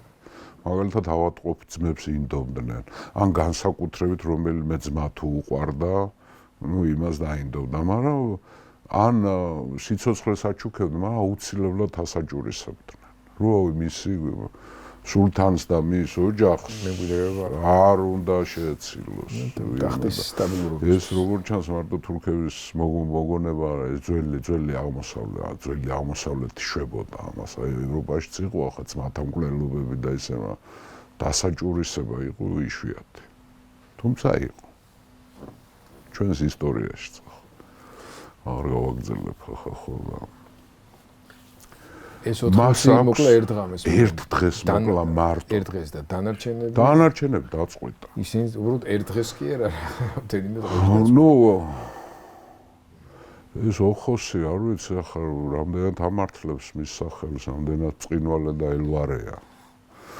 სხვათა შორის მოგვებმა მას უწინასწარმეტყველეს ტახტზე რო ავიდა. წინასწარმეტყველებები იქაც მიდიოდა, ახლა დელფოში კი არა. როგორი მეფობა იქნებაო და შენს დროსო იქნებაო კარგი მოსავალიო იმპერიაშიო და დიდი ხოცვაჟლე დაიქნება შენს ოჯახშიო. ახლა მოსავლის შესახებ ინფორმაცია არა მაქვს როგორი იყო, მაგრამ ეს ხოცვაჟლე და თვითონ მოაწყო. საშინელი კაცი იყო, მაგრამ არის ძალიან ამბიციური კაცი. მას უნდა იმპერიის აღდგენა. იმიტომ რომ იქ კადუსიელები, იქ კოლხები და ტიბარენები და კარდუხები გავიდნენ, იქ დასავლეთის პროვინციებში ყველა ჯარი ყავს. სატრაპ პირველი ბრძანება რაც გამოსცა, ყველა სატრაპს აუკრძალა ჯარი, დაშალეთ ჯარი. ამ დროს განსაკუთრებით დასავლეთის სატრაპებს უკვე ეს ბერძენი დაფასთა, როგორც მეომარი, ნუ უკეთეს ვერ ნახავ. უპატრონოა, უსამშობლოა, გამოქცეულია და გადაუხდი და არის შენ მხარეზე იბრძვის და რასაც არ გეკითხება რატო შვები ამას.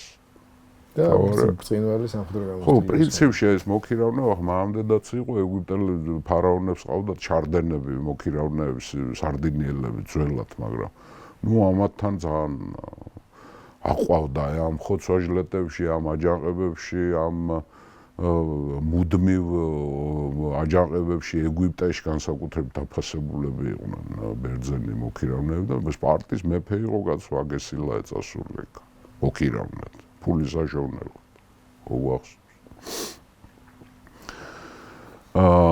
ხო და განსაკუთრებით აუჯანყდა განსაკუთრებით დიდი აჯანყება დაიწყო იონიაში და ფრიგიაში. იონის სატრაპი არის ორონტი და ფრიგიის არის არტაბაზი.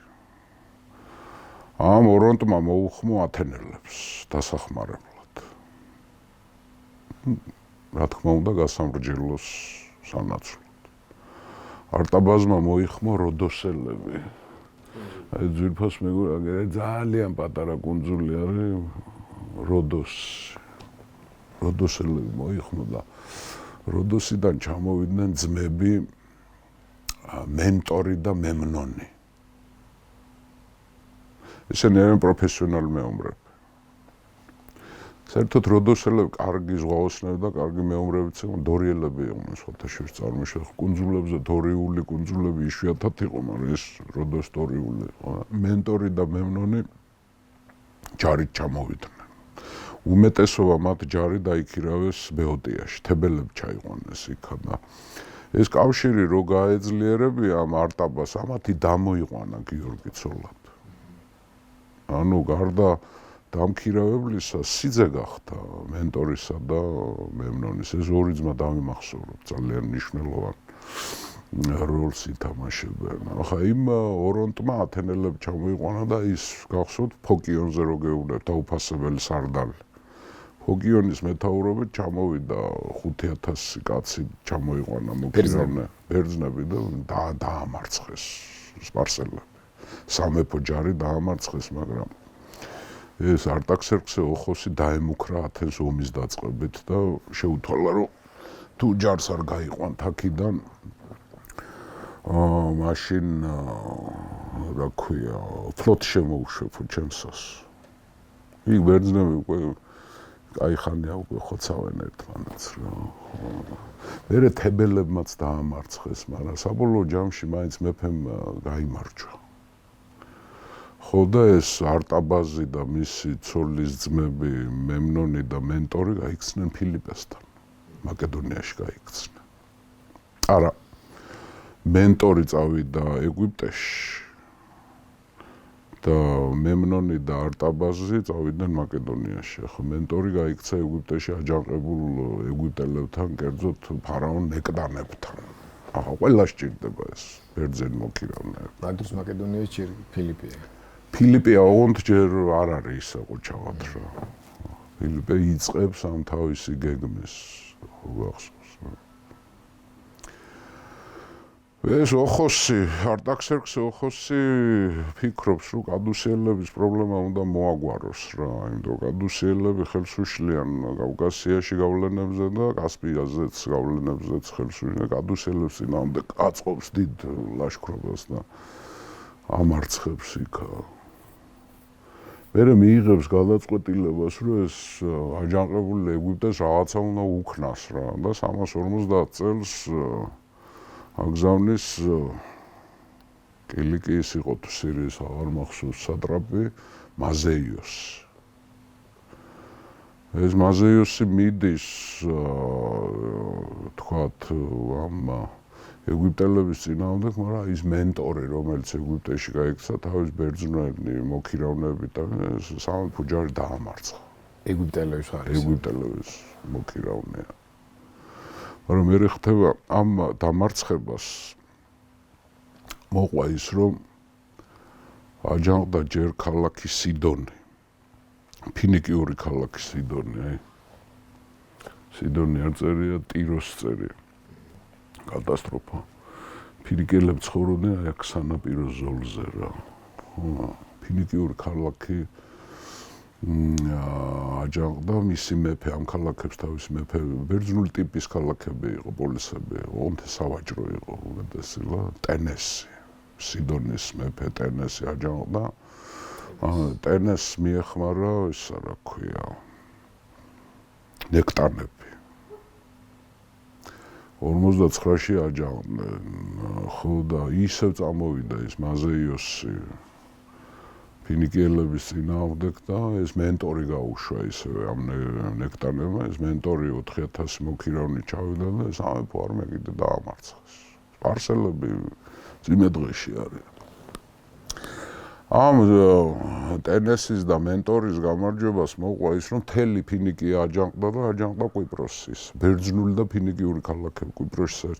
კვიპროსი იყო ორბუნებოვანი, ახლაც ორბუნებოვანია, ჩრდილოეთში თურქები ცხოვრობენ, სამხრეთში ბერძნები, ხო? მაშინაც ორად იყო. კიპრიოტები. ნახევარი კვიპროსი იყო ბერძნული და ნახევარი იყო ფინიკიური. 9 ქალაქი აჯანყდა. ანუ ინგრევა იშლება. კიროსის სამეფო და დარიუსის. სამეფო იშლება და თვითონ ღებულობს გადაწყვეტილებას უკვე მეფე. საინტერესო ის არის, რომ ბერძნების მაღალი სამხედრო ხარისხს აფასებს ესეც და მან დიდ ძალი ოქრო გააგზავნა იმაში საბერძნეთში, რომ თვითონ დაიქირავოს. წარსული გვიყვება ისტორიებს, რომლებიც ხშირად განსაზღვრავს ჩვენს მომავალს. ამიტომ ჩვენ მოგზაურობთ წარსულში და ვაფასებთ ისტორიულ ფიგურებს და მოვლენებს, რათა უკეთესად გავიგოთ, საიდან მოვდივართ და საით მივდივართ. ჩვენ ათეულათასობით ადამიანი გვიყურებს მთელი მსოფლიოდან და იმისათვის, რომ უწყვეტად განვაგრძოთ მოგზაურობა წარსულში, თქვენი მხარდაჭერა გვჭირდება. თუ ჩვენი შინაარსი თქვენთვის მნიშვნელოვანია, დაგვიჭირეთ მხარი. თქვენს მიერ გაღებული თითოეული დონაცია არის ინვესტიცია თავისუფალ მედიაში, პლატფორმაში, რომელიც იცავს დამოუკიდებელი ქართული სახელმწიფოს იდეას, დემოკრატიას და ქვეყნის ევროპულ მომავალს. თანხის ჩარიცხვა შეძლებთ ეკრანზე და ამ ვიდეოს აღწერაში მითითებულ ანგარიშებზე, ასევე QR კოდის მეშვეობით. თქვენი რეგულარული, თუნდაც მცირედი დონაცია ჩვენ დაგვეხმარება გავაგრძელოთ მუშაობა და დავრჩეთ დამოუკიდებლები.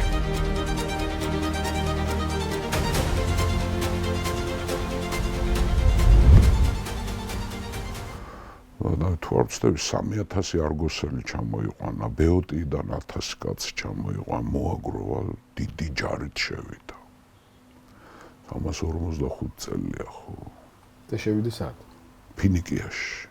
ჯერ ფინიკია, სიდონი უნდა ჩააქროს და მე ეგვიპტეში უნდა მე ეგვიპტის მიმართვა. ხო, რა თქმა უნდა, ეგვიპტეს რაღაცა უნდა უკნა.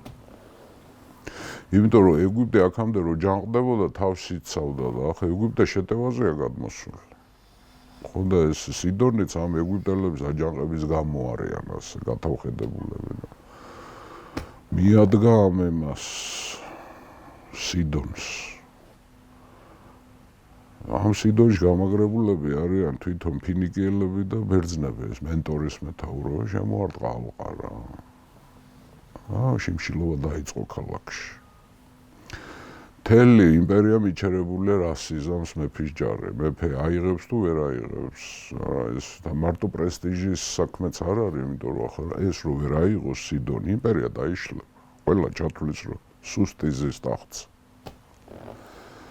ამიტომ ეს სიდონი ამოხადეს სული სიდონ შიმშილობაში.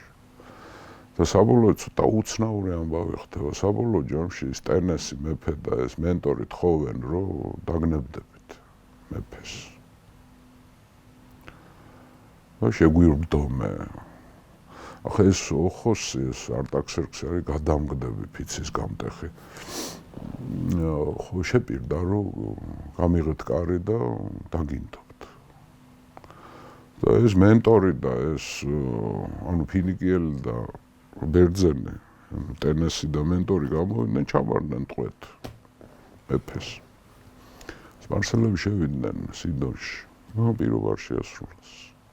დაიწყეს ჟლეტა. ეს სარდლები დახოცეს? სარდლებს საინტერესო შეკითხვა არა. ეს ტენესი მოკლა. მაგრამ მენტორი გადაიბირა.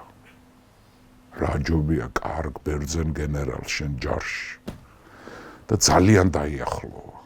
ეს მენტორი მანამდე აგერ ფინიკიელებს რომ მიეხმარა, ეს ნექტანებმა გამოაგზავნა ეგვიპტის ჯარშიც ნამსახურე, ეს ყველაფერი იცის.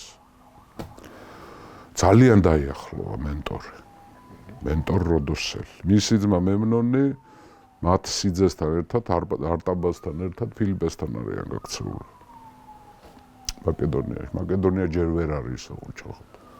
ფილიპე იწყებს ამ ემგეს და ან ტენესი მოკლა. ტენესი მოკლა ფინიკის მეფედან და ქალაქში შევიდა და საშინელი ჟლეტა 40,000 სიდონელი ამოწყვეტა. ამ ხელა ქალაქი იყო. ფინიკიური ქალაქები. ჩვენ სხვათა შორის ცოტა მცდარი შეხედულებები გვაქვს ძველ სამყაროს. ძველ სამყაროში ხალხო იყო ძალიან დიდი ქალაქები, განსხვავებით შუა საუკუნეებიდან, როცა ლონდონში 15,000 კაცი ცხოვრობდა, პარიზში 25,000. მაგნაირი ქალაქები სპარსეთის იმპერიაში 200 მაინც იქნებოდა. ბაბილონში 9,500,000 იყო მოსახლეობა. 9,500,000 დღევანდელი გაგებით ახლა მაშინ არ იყო სართულები და დიდი ქუჩები და გრანდიოზული ქალაქები იყო კაცო და მე რომის დროს ახლა კართაგენზე ანგარიშოვე რომ მილიონიანი მოსახლეობა იყო. რომი იმპერიის დროს მილიონს გადააჭარბებს. ჩინურ ქალაქებზე არ არის ლაპარაკი. ჩვენ ცოტა ისეთი ზემოდან უყურებთ ძველ სამყაროს რა ხან შუქი არ ქონდათ და ელექტროენერგია ისიც ქონდათ სხვათა შორის ძალიან პრიმიტიული. მაგრამ ძველმა სამყარომ არჩევანი გააკეთა მექანიკაზე და მექანიკით ისეთი რაღაცები შექმნეს, რასაც რა ვიცი, მით და აშენე პირამიდა რა არის ასეთი. ბალბეკის ტაძარი არის სირიაში. რამხელა ლოდებისგანაა იცი ნაშენები გიორგი. თითო ლოდი 800 ტონა. ახლა მითხარით დანადგარი ამწეკრანი, რომელიც 800 ტონას საწევს. აი ბალბეკი ძვირფასო მეგობრებო, შედით ვიკიპედიაში ნახეთ ბალბეკის ტაძარი და ნახეთ მის საფუძველში დევს 800 ტონიანი ქვის ესენა ქვები, ხო, გათლილი ქვები. ვინმე გააკეთოს. ჩინეთის კედელი ააშენოს ვინმე. ხო? ამიტომ ეს სიდონი დაანგრია ოხოსმა. ამხეცებულია ჯერ ფინიკიელებზე, იმიტომ ფინიკიელები აქამდე ერთგული მოკავშირეები იყვნენ სულ აქემენიდების, მაგრამ და მერე ვინც გადარჩა ჰირკანიაში გაასახლა ფინიკიელების საწყლები. აი ჰირკანია არის გითხარით კასპიის ზღვის უკიდურეს სამხრეთ აღმოსავლეთის სანაპირო. აზერბაიჯანის დღევანდელი სადღაც დაახლოებით. აზერბაიჯანის აღმოსავლეთით კიდევ. აი გილანის და მაზანდარანის იქეთ. აი თურქმენეთ ირანის საზღვარი სადაც არის. საწყალეს ფინიკიელებს საშინელეს, ნუ მან შექმნა მაგალითი უნდა დაისაჯოს ხო. თელმა იმპერიამ უნდა ნახოს როგორ სჯის მეფე აჯანყებულს. ეგონ ფინიკია იმის მერე ვეღარ წამოდგა ხელზე. არა, ხო, ფინიკია ახლა თვითონ ფინიკიაში ძლიერები არ იყვნენ, ხან ასურელების ყმები იყვნენ, ხან ეგვიპტელების, ხან სპარსელების, მაგრამ მერე კოლონიებს ქმნიან იქეთ, კაცო, კართაგენი ფინიკიული ქალაქი იყო. რა იცი, როცა შენ ზღვის სანაპიროზე ცხოვრობ და ხმელეთზე ყოველთვის შენზე უფრო მაგარი მეზობლები ყავს, მე იძულებული ხარ რომ გახდეს ზღვაოსანი. ზღვაოსნობა არის იძულება, გეოგრაფია განსაზღვრავს. ახლა ბრიტანელები რატო ინგლისელები რატო არიან კარგი ზღვაოსნები და გუნძულზე ცხოვრობენ.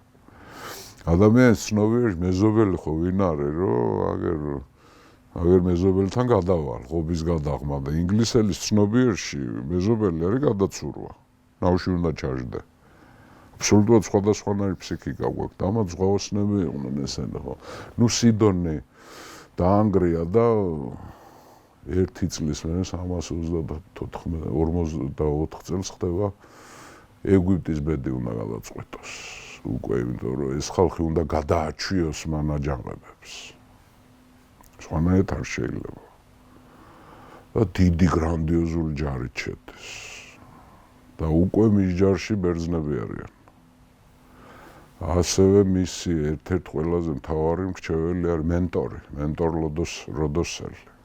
რომელიც ყველაფერი იცის ეგვიპტელების შესახებ. ახლა იმ ნექტანებსაც დიდი ჯარი ყავს, იმასაც თავისი ბერძნები ყავს.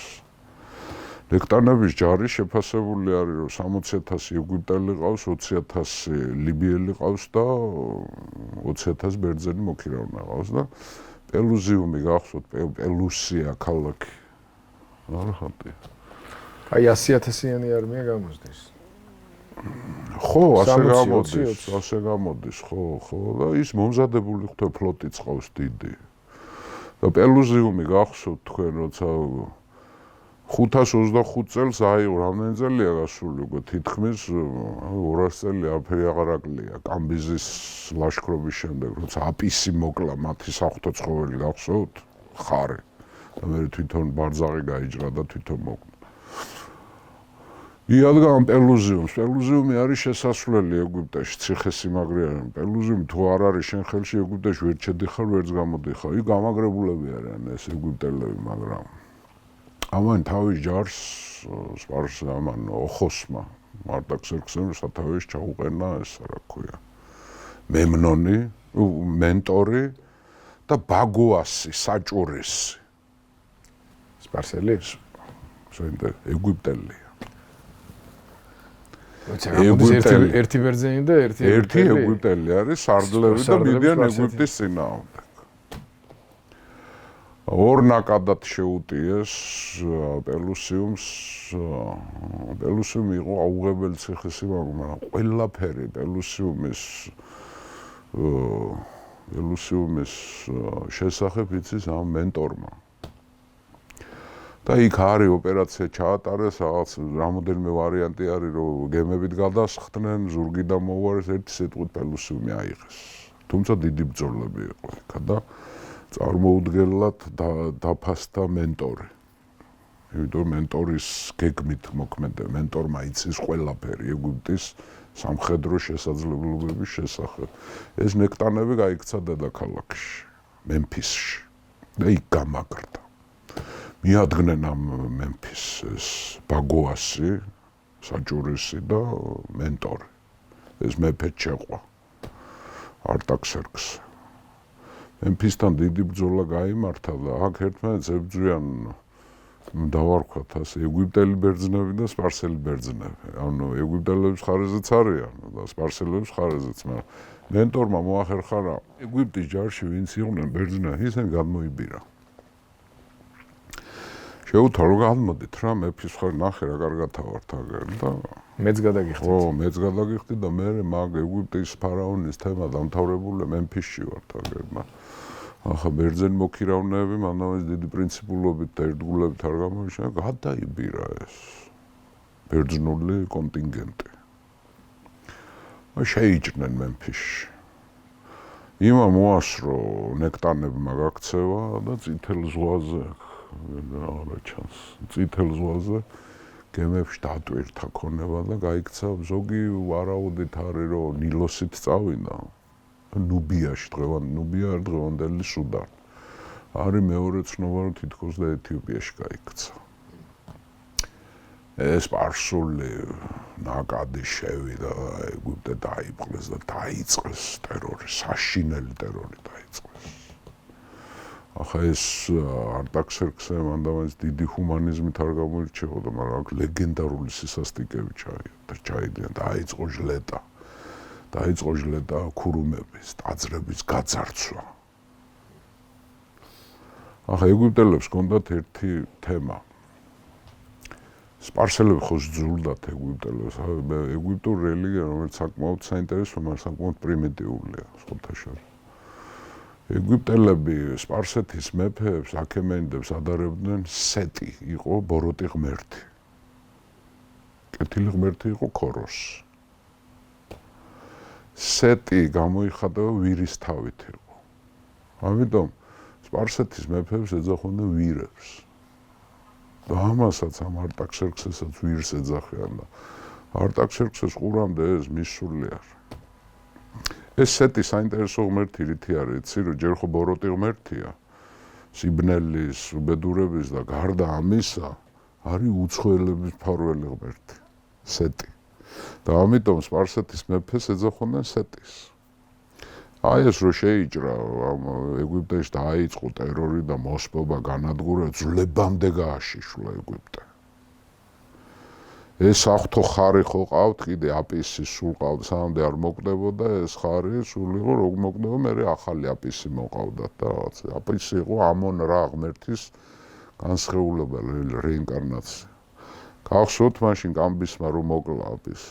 ამანაც მოკლა ეს ხარი და უარეს იქნა. ეგვიპტელების თვალის დასანახავად გაატყავა, შეწვა და თავის ამალასთან ერთად შეჯამა. ანუ ეგვიპტელებს აყურებია ღმერთის მოკლა და შეჯმა. ნუ ამაზე მეტი დიდი უბედურება არ იყო და მერე ამ აპისის ადგილზე აი ეს სეტი აღიარა მთავარ ღმერთად, უცხოელების მფარველი ღმერთი, ანუ ვირი აღიარა მთავარ ღმერთად. ანუ შეურაცხყოფასაც ხო გააჩნია გიორგი. როგორ შეურაცხყოფ დამარცხებულ ერთი არ ვარგა შენ თუ შორს მჭრეტელი ხარ და შენ თუ გინდა რომ იმპერია შეინარჩუნო და მშვიდობა გქონდეს, დამარცხებულს ცუდად არ უნდა მოექს. ჯერ მარტო ღირსების საქმეც არ არის ეს არის ახლა წესიერების და ჭკუისაც სხვათა შორის რა. მტრად არ უნდა ახლა ფილიპეზეს ხო ვილაპარაკეთ ჩვენ. ვისაც ამარცხებდა, მოკავშირეებად იტოვებდა. ელიტებთან ხო, ნუ ალექსანდრე ახლა მე ჩვენ რო ვილაპარაკეთ, თებე რო დასაჯა, თებე ნუ არ გაჩერდა და ამიტომ დასაჯა და ის გადაწყვეტილებას თვითონ არ მიუღიაო, თებეს ყოფილმა მოკავშირეებმა მიიღეს, ხო? დრო არ მისვე. ხო, ახლა თესპიამ, პლატეამ და ორქომენმა მიიღეს. ხო. მე როგორც ამბობენ, მე ჯავრობდა მე რაღაცებს ამასთან დაკავშირებით, რა უნდა მექნაო, ხო. ნუ დაანგრია ეს რა, ეგვიპტე. ხო და ნუ ასეთი შეურაცხყოფა მიაყენა. ორი ფავორიტი ყავს, მენტორი და ბაგუასი.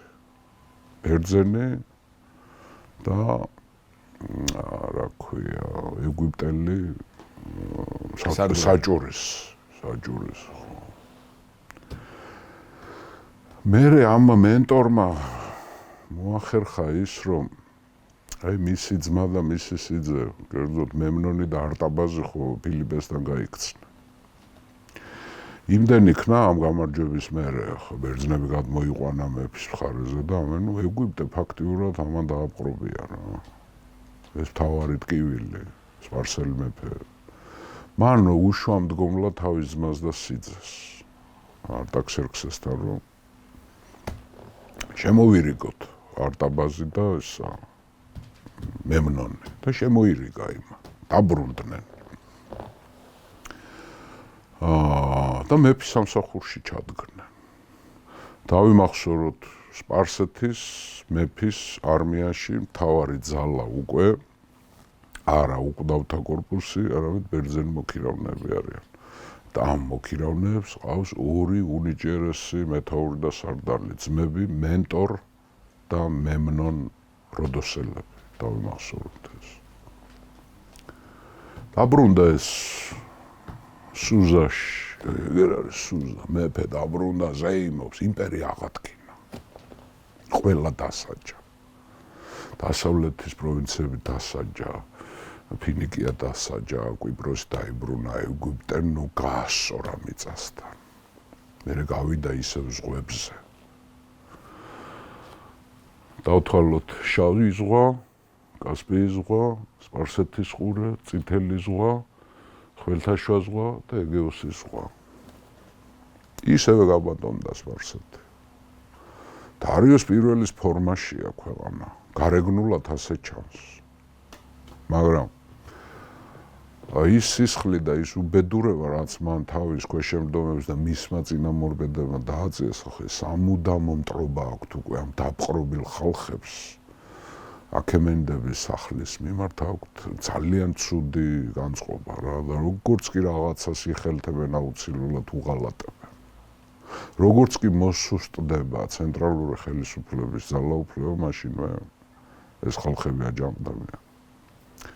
როცა სუზაში დაბრუნდა, სხვათა შორის გაამშვენიერა სუზაც, ეკბატა ამ სამ დედაქალაქს უვლიდნენ ყველა. თავარი საყრდენი, ხო, მენტორი დანიშნა მცირე აზიული ჯარებისა და ფლოტის სარდლად. ანუ ის სუზაში არ არის. სუზაში წაიყვანა ეს ბაგუას ეგვიპტელი საჭურის და ჩააბარა რა უკვდავთა კორპუსის მეთაურია, მეფის მთავარი მცველი. ახლა ჩვენ გიორგი შეიძლება ვივარაუდოთ და რატომაც არა. ახლა ეს ეგვიპტელი ეს საჭურის ბაგუას. კი მეფის მხარეზე იყო, კი თავისი სამშობლოს მოვალატეა და მტრების ჯარს უძღვოდა სათავეში, ხო, მაგრამ მე რატომაც ახლა მოდი ვივარაუდოთ და რატომაც არა. ის რომ ნახავდა თავისი ღმერთების შეურაცხყოფას, მას ხო რაღაცა ჩარჩებოდა გულში. წესით თვითფოს მეგობრებო, მე მგონი არ ვაშავებთ ახლა, ჩვენ არ ვიცით დადასტურებით მისი мотиваცია, მაგრამ ეს შეიძლება ყოფილიყო. შენ სამშობლოს რო ვიღაცა დაანგრევს, შენ რაღაცას იზა.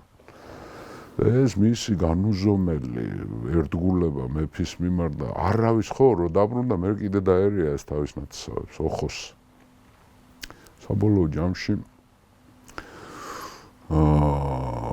ხო საინტერესო ის არის, რომ ფილიპესთან ამან დადო დროებითი ზავი, მან ოხოსმა.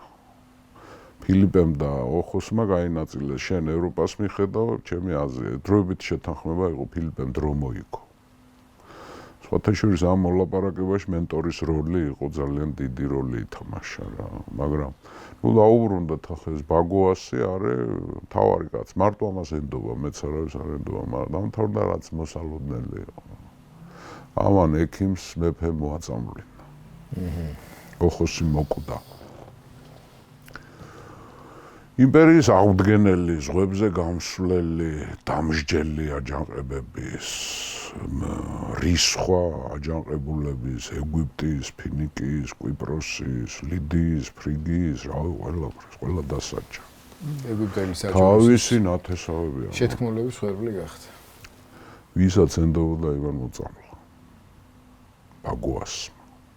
ბაგუას ფაქტიურად საჭურისი ბაგუასი მართავს იმპერიას. ან ბაგუასმა არა მარტო მოაკვლევინა, არამედ ძალაუფლებაც იგდო. ძალაუფლება ტახტზე აიყვანა თავისი კანდიდატურა. არსეს რომელმაც სახელად აქემენიდია ესა არსესი აიყვანა, რომელმაც დაირქვა ეს სამეფო ტიტულის სახელი, როგორც ლუდოვიკოები ერქვათ საფრანგეთში ყოველ მეორეს, ჩვენთან გიორგები. გიორგი ლამის დინასტიური სახელი იყო ჩვენთან უკვე. არტაქსერქსე მეოთხე სახელით ეს არსესი ავიდა ტახტზე. ბაგუასმა აიყვანა. 328 წელს მოკლეს ეს ოხოსი. არტაქსერქსე მესამე პირქუში მეფემ 2 წელი იმეფა მანამ არტაქსერქსე მეოთხე ერთი რაც ვიცით მის მეფობის დროს ეგვიპტე აჯანყდა ეს ხაბაბაში ერქვა როგორ ჩანს არის ნუბიელი არისტოკრატი ნუბიელი დღევანდელი ეგვიპტის სამხრეთ დღესაც არის სუდანს ერქვა ნუბია უფრო ძველად ერქვა კუშის ქვეყანა. კუშის ქვეყანა დღევანდელი სუდანი არის, ხო? ისე რომ პუნტის ქვეყანა იყო ეგვიპტელები ეძახდნენ ეთიოპიას. პუნტი. ზოგი თვლის რომ ერიტრეა ეს. ხო, ნუბიელი ჩანს ეს ხაბაბაში, რომელიც აჯანყდა. არის ვერსია თვითონ მე ნუბიელებთან ომში დაიღუპა თუ როგორ იყო არ ვიცით ბევრი ისენი, მაგრამ ამ არტაქსერქსე არსესის დროს ხდება საინტერესო ფილიპე უკვე ფილიპეს დრო არის. ქერონია მოგებული აქვს უკვე. და ამ არტაქსერქსე მეოთხის მეფობის დროს გადადის უკვე პარმენიონის და ატალოსის კორპუსი რო გადაუშვა აზიაში წინასწარ ფილიპემ პლაცდარმის შესაქმნელად მაშინ მცირე აზიაში რო გადავიდნენ იქ კიზიკოსში გადავიდნენ აბიდოსი დაიკავეს ბევრი მიემხრო ხა ეფესო პიქსოდორე გახსოვთ თქვენ ალექსანდრეს რო უნდა და მის ქალიშვილი ადამო ეყვანა ცოლად ადამ ახსოვს ხო პიქსოდორე კარის დინასტია და კარის სატრაპიც გადავიდა მაკედონელების ხარეს ქალაქი ეფესო გადავიდა გახსოვს კონგრესზე მაშ ფილიპესთან რო ჩავიდნენ ეფესოელები ბერძნები და მოგვეხმარეთ ანუ ამ პარმენიონის და ატალოსის ექსპედიციას მოყვა ის რომ ძალიან წარმატებით მათ სანაპიროების დაკავება დაიწყებს აი ეფესოს სამდე იყვნენ ჩასულები რა და ფართოვდებიან პლაცდარ საფართოები მაგრამ საინტერესო რა არის რომ ამ დროს მოკვდა პრინციპი მე რომ გითხო ძალიან ცუდი ამბავი დაემართა სპარსეთს საბოლოო მენტორი მოკვდა მენტორ როდოსელი უფროსი ძმა და ამ არტაქსერქსემ და როგორც ჩანს ბაგუასმაც და ბაგუას და ის მენტორი მეგობრობდნენ ახლა ერთად დაანგრიეს ჯერ ის რა ქვია ფინიკის დროს გადავიდა ის მაშინ მენტორი ნუ ქონდა ურთიერთობა მაგრამ მენტორის მაგალითად მემნონი დანიშნეს დასავლეთ სარდლების მეთაური ანუ სპარსეთის იმპერიის ჯარებს დასავლეთში ხელმძღვანელობს ბერძენი როდოსელი ბერძენი ამ არტაქსერქსეს ახლა როგორც ჩანს არ მოწონდა ასე ბაგუასის ასეთი აგულავება რა როგორც ჩანს რომ რაღაც უკმაყოფილოდ იყო ეს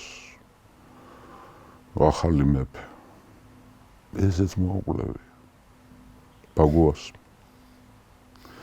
ეგვიპტელი საჭურისი საერთოდ ძალიან საინტერესო თემა არის მსოფლიოს ისტორიის საჭურისების როლი და საჭურისების მმართველობა ეს არ არის ასე საღადაო თემა ჩინეთში იგივე აქ სულ საჭურისები არიან ამ გადატრიალებებში საჭურისი არის რითი ეს არის უგვარო უსამშობლო და მომავლზე შვილს ვერ აჩენს. ხო, ანუ პრეტენზიები შეიძლება არ გავიგე, ამიტომ ითვლებოდა რომ ერთგულები იყვნენ. როგორც წესი, მე თავიანთ ფარველებს და თავიანთ ხელმწიფეებს ძალიან ცუდად უტრიალდებოდათ. მერე ხელისუფლებებში მოდიოდნენ როგორც წესი და მერე ამათ წინააღმდეგ მიდიოდა შეთქმულებები და ნუ ეს ოჯახი ამის არტაქსერქსესი ამოწყვიტა მთლიანად ამან. არტაქსერქსემ მეოთხეს ოჯახი ბაგუას მოწყვიტა, მაგრამ პირდაპირ დარიოსის ხაზი აღარ არის უკვე. დარიოს დიდის ხაზი. ჯერთ დარიოსმა მაშინ შეცვალა ხო გახსოვთ თქვენ როცა სმერდისი ავიდა ტახტზე უკანონო ბარდია. აი დარიოსის მუხლია ეს რასაც მოუყვებით ჩვენ აღარ არის არა კაცი აღარ დარჩა. არა და აქემენიდები ჭირდება. ხო არა აქემენიდები ბევრია, მაგრამ უმცროსი შტოები ბევრი არის და ამა ტახტზე იყვანა ორი სახელი ქვია, ერთი არტაშაატა და მეორე არის კოდომანი. მამამის ქვია არსამი და დედამის ქვია სიზიგამბისი. სიზიგამბისი დავიმახსოვროთ. რა ვარი დასამახსოვრებელია, მაგრამ სიზიგამბისი ეს ქალი არის. რავი წინ გავიჭრეთ და თქვა აი ალექსანდრე რომ ერთ დაიპყრობს ამ სპარსეთს და იმას და დარიოსი შეეწირება ამას მისი შვილი ხო ალექსანდრე უყვარდა როგორც თავისი შვილი და ალექსანდრე რომ მოკვდევ ეს სიზიგამბის თავს მოიკლავს შიმშილად ისე იგლოებს ალექსანდრეს კი ყოფილა დასამახსოვრებელი სიზიგამბის გაგვახსენდება მე ჩვენ სტატირაც გაგვახსენდება და რა ვიცი ბევრი რაღაცა წინ ველოდება ჩვენ ახლა ვართ შესავალში მოთელიც ამუშავებს პროლოგში ვარ პროლოგში ხო არსამი იყო თორცდევ დარიოს მეორის შვილთაშვილი თუ შვილიშვილი აღარ მახსოვს ანუ სისხლი აქვს ხო ეს კოდომანი ნამდვილი სახელი არის ეტიმოლოგია არ ვიცით რას ნიშნავს კოდომანი ბევრგან ეძახიან თუმცა სპარსულ წყაროებში არტაშაატი ქვია მაგრამ როადის ტახტზე ირქმევს დარიოს და ხდება რიგით მესამე ანუ ჩვენთვის ახლა სპეციალისტებისთვისაც და ჩვენ არასპეციალისტებისთვისაც ეს ცნობილია როგორც დარიოს მესამე კოდომანი რა ვიცით მისი ახალგაზრდობის შესახებ ფიზიკურად არის ძალიან ძლიერი კაცი ერთ-ერთ ბრძოლაში არტაქსერქსემ თუ არ ვცდები კადუსიელებთან ბრძოლაში ორთა ბრძოლაში დაამარცხა იმათი ბელადი ხო და ამის სანაცვლოდ დაუფასა და სომხეთის სატრაპი იყო დიდხანს სომხეთში იყო სპარსეთის მეფის გუბერნატორი სატრაპი არის გუბერნატორი გამოირჩევა რითი არის ამ გიჟი გადარეული აქემენიდების ფონზე გამოირჩევა უკეთილშობილესი კაცია რაინდული ბუნების შემწყნარებელი მშვიდი სამართლიანი რაღაცით გავს ნიკოლოზ მეორეს ახლა ნიკოლოზ მეორე არ იყო ისეთი ძლიერი ის ახლა ბევრი სადავო არის რუსები ახლა სისხლიან ნიკოლოზს ეძახიან და რაღაცები, მაგრამ თვითონ ნიკოლოზი ახლა პიროვნულად ვიცით რომ მორწმუნე კაცი იყო და სუსტინების ყოფის, მაგრამ ისეთი დამთმობი და რაღაცით გავს ეს დარიოს ნიკოლოზ მეორეს ხო. რო ავიდა ტახტზე პირველი რაც გააკეთა ახლა ბაგუასის თემა არის ახლა მეფეებს სვამს და კლავს ტახტზე როცა უნდა მოკლავს, როცა უნდა დასვამს. ხო, ვინც ტახტზე აგიყვანს, ის პირველი ყოველთვის ასეა რა. ვინც გეხმარება ტახტზე ასვლაში, მე ის მოზაშორებელი. მოიშორა ეს ბაგუასი. როგორ მოიშორა ეს ბაგუასი, ამის მოკვლასაც გეგმავდა და შხამით სავსეს თასი მიაწოდა მეფეს. ამან იცოდა უკვე წინასწარ გაფრთხილებული იყო და მოუნაცვლა შენ თვითონ დალია ბაგუასი მოკლეს დალია ივანა ვარასცემდა ამ დროს ძალიან წარმატებით იბრძვის უკვე გადასხმული დესანტი რო არის ახლა რა ქვია პარმენიონი და ატალოსი ვიცით ჩვენ ხო ძალიან წარმატებით იბრძვიან იქა, მაგრამ მე გავიხსენოთ ახლა ატალოსი მოაკლევინა იმან, რა ქვია. ალექსანდრემ გვახსოვს ხო და პარმენიონ და ისიც გვახსოვს აგერ რამდენიმე წუთის თქვით რომ სპარსეთის სამხედრო შეიარაღებული ძალების დასავლეთის მიმართულების მთავარსარდალი არის მემნონი, მენტორის ძმა. არმენიონს და მემნონ შორის გაიმართა დიდი ბრძოლები. სამდეჯერ ალექსანდრე არ არის გადასული აზიაში. ხო და ეფესო წაართვა ამ მემნონმა არმენიონს. დაცალეს მაკედონელებმა ეფესო. მაგრამ მერე აბიდოსთან მოუნაცვლა არმენიონმა და დაამარცხა ეს მემნონი. მერე არმენიონი გამოიძახა ალექსანდრე მაკედონიაში და არმენიონის მონაცვლედ სარდლად დარჩა, დესანტის სარდლად დარჩა კალას, მაკედონელი სარდალი, რომელიც მემნონმა დაამარცხა. და ის მთავარი განაზრახი, რაც თავის დროს ფილიპემ ქნა, რომ ამათ პლაცდარმი მაგაიკეთებიათ აზიაში, პრინციპში კი შეინარჩუნეს, მაგრამ ძალიან ვიწრო ყელი, აი აბიდოსთან და კიზიკოსთან შეინარჩუნეს. განჩენი ეს მონაპოვარი, რაც პარმენიონს ჰქონდა და ატალოს ჰქონდა, ამ მემნონმა დაათმობია. ახლა ეს დარიოს მესამე კოდოვანი ახლა იქ უკვე გამოცხადდა საღვთო ომი, ანუ სუზაში იცია რომ მაკედონია ომს აპირებს რა. ახლა მემნონმა საკმაოდ წარმატებით შეავიწროა მაკედონელებს მცირე აზიაში, მაგრამ ბოლომდე ვერ გაყარა. მერე ამას ბრალად დაუდებენ სპარსელები მემნონს, რატო არ გადაყარა ევროპაში არმენიონის ჯარი. ხო და სპარსელებმა დაიწყეს ფიქრი, რა უყოთ ამ ფილიპეს არ ჩერდება. ჯერ საუნდებ არმენიონს მიიღეს და მოუკლათ ფილიპე. ამიტომ ჩვენ ვილაპარაკეთ საკმაოდ ცლად ფილიპეს მკვლელობას, მაინც საბოლოო ჯამში ახლა თუნდა რომ სპარსელების ხელი ურევია. ახლა ვისი საშუალებით ოლიმპიადასი, ლინგისტიელები, ამინტა მეოთხე, ამნიშნულო სპარსელების ხელი ურევია იქ. ფილიპე მოიშორეს. სპარსელებმა, მაგრამ ახლა უარეს დაემართათ სპარსელებს. ფილიპეს ადგილზე დაждდა ალექსანდრე. აი მივედით ფინალამდე, როგორი სპარსეთ ახლა ძალიან უხეშად გავირბინეთ ეს ეპოქა, ძალიან ბევრი რამე არის. აი თითოეული წინადადება ახლა რაც ჩვენ ვისაუბრეთ, ახლა აი სიუჟეტურად რო აიღო, ცალკე ლექციაში რო მოაწყო. აი მაგალითად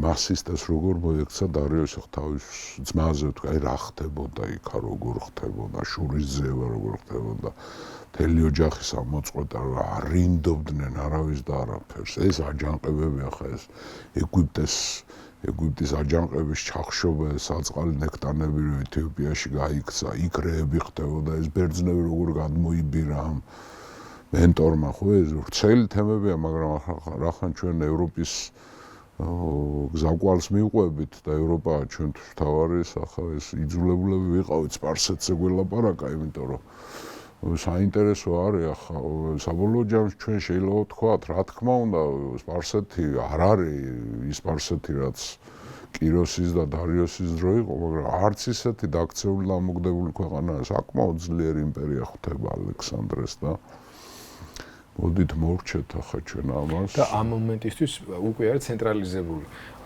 იმიტომ ოხოსმა მაინც ამ ტერორით მაინც დააშინა, მაგრამ როგორც კი პატარა ნაპერწკალი გამოჩნდება, მაშინვე აფეთქდება იმპერია და ეს ნაპერწკალი კი არა.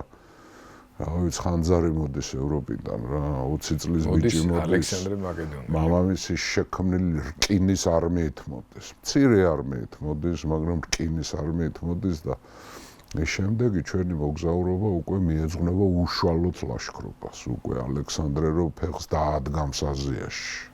და როგორც შენ თქვი, გამოვყვებით ამ ლაშქრობას პირდაპირ გამოვყვებით მის ჯარს რა და მასთან ერთად ვიბრძოლებთ და ვიმოგზაურებთ. ხან აგემაში ვიქნებით, ხან ფალანგაში ვიქნებით, ხან ჰიპასპისტი ვიქნებით, ხან არგირასპიდი, ხან აკონკისტი, ხან თრაკიელი ვიქნებით, რა ვიცი. მერე შემდეგ ჩვენს მოგზაურობაში უკვე ალექსანდრეს არმიას აი ასე გავივლით, ვინ რამდენი მოდის, ევროპელები რომ მოდიან, როგორ მოდიან, რა იარაღი აქვთ, ვინ არიან სარდლები, რა ოფიცერთა კორპუსი ყავს, რა დაუტოვა მამამისმა ალექსანდრეს. ხო? ასე რომ დიდი მადლობა ძვირფასო მეგობრებო და შემდეგი ჩვენი უკვე ლექცია არის, უკვე უშუალოდ ვიწყებთ ალექსანდრეს ლაშქრობაზე საუბარს. მადლობა გუბას, მადლობა ჩვენს მაყურებელს. შევახსენოთ, ვისაც არ აქვს ჯერ გამოწერილი დროების YouTube არხი, გამოიწერეთ, რომ არ გამოგრჩეთ რომელიმე ჩვენი სიახლე. განაგრძეთ მოგზაურობა წარსულში ჩვენთან და გუბა სანიკიძესთან ერთად. ჩვენ შევხვდებით უკვე შემდეგი სერიით, რომელიც უკვე უშუალოდ ალექსანდრე მაკედონელის ლაშქრობას უკავშირდება. მადლობა და შეხვედრამდე. წარსული გვიყვება ისტორიებს, რომლებიც ხშირად განსაზღვრავს ჩვენს მომავალს. ამიტომ ჩვენ მოგზაურობთ წარსულში და ვაფასებთ ისტორიულ ფიგურებს და მოვლენებს, რათა უკეთესად გავიგოთ, საიდან მოვდივართ და საით მივდივართ. ჩვენ ათეულ ათასობით ადამიანი გვიყურებს მთელი მსოფლიოდან და იმისათვის, რომ უწყვეტად განვაგრძოთ მოგზაურობა წარსულში, თქვენი მხარდაჭერა გვჭირდება. თუ ჩვენი შინაარსი თქვენთვის მნიშვნელოვანია, დაგვიჭირეთ მხარი. თქვენს მიერ გაღებული თითოეული დონაცია არის ინვესტიცია თავისუფალ მედიაში, პლატფორმაში, რომელიც იცავს დამოუკიდებელი ქართული სახელმწიფოს იდეას, დემოკრატიას და ქვეყნის ევროპულ მომავალს. თანხის ჩარიცხვა შეძლებთ ეკრანზე და ამ ვიდეოს აღწერაში მითითებულ ანგარიშებზე, ასევე QR კოდის მეშვეობით. თქვენი რეგულარული, თუნდაც მცირედი დონაცია ჩვენ დაგვეხმარება გავაგრძელოთ მუშაობა და დავრჩეთ დამოუკიდებლები.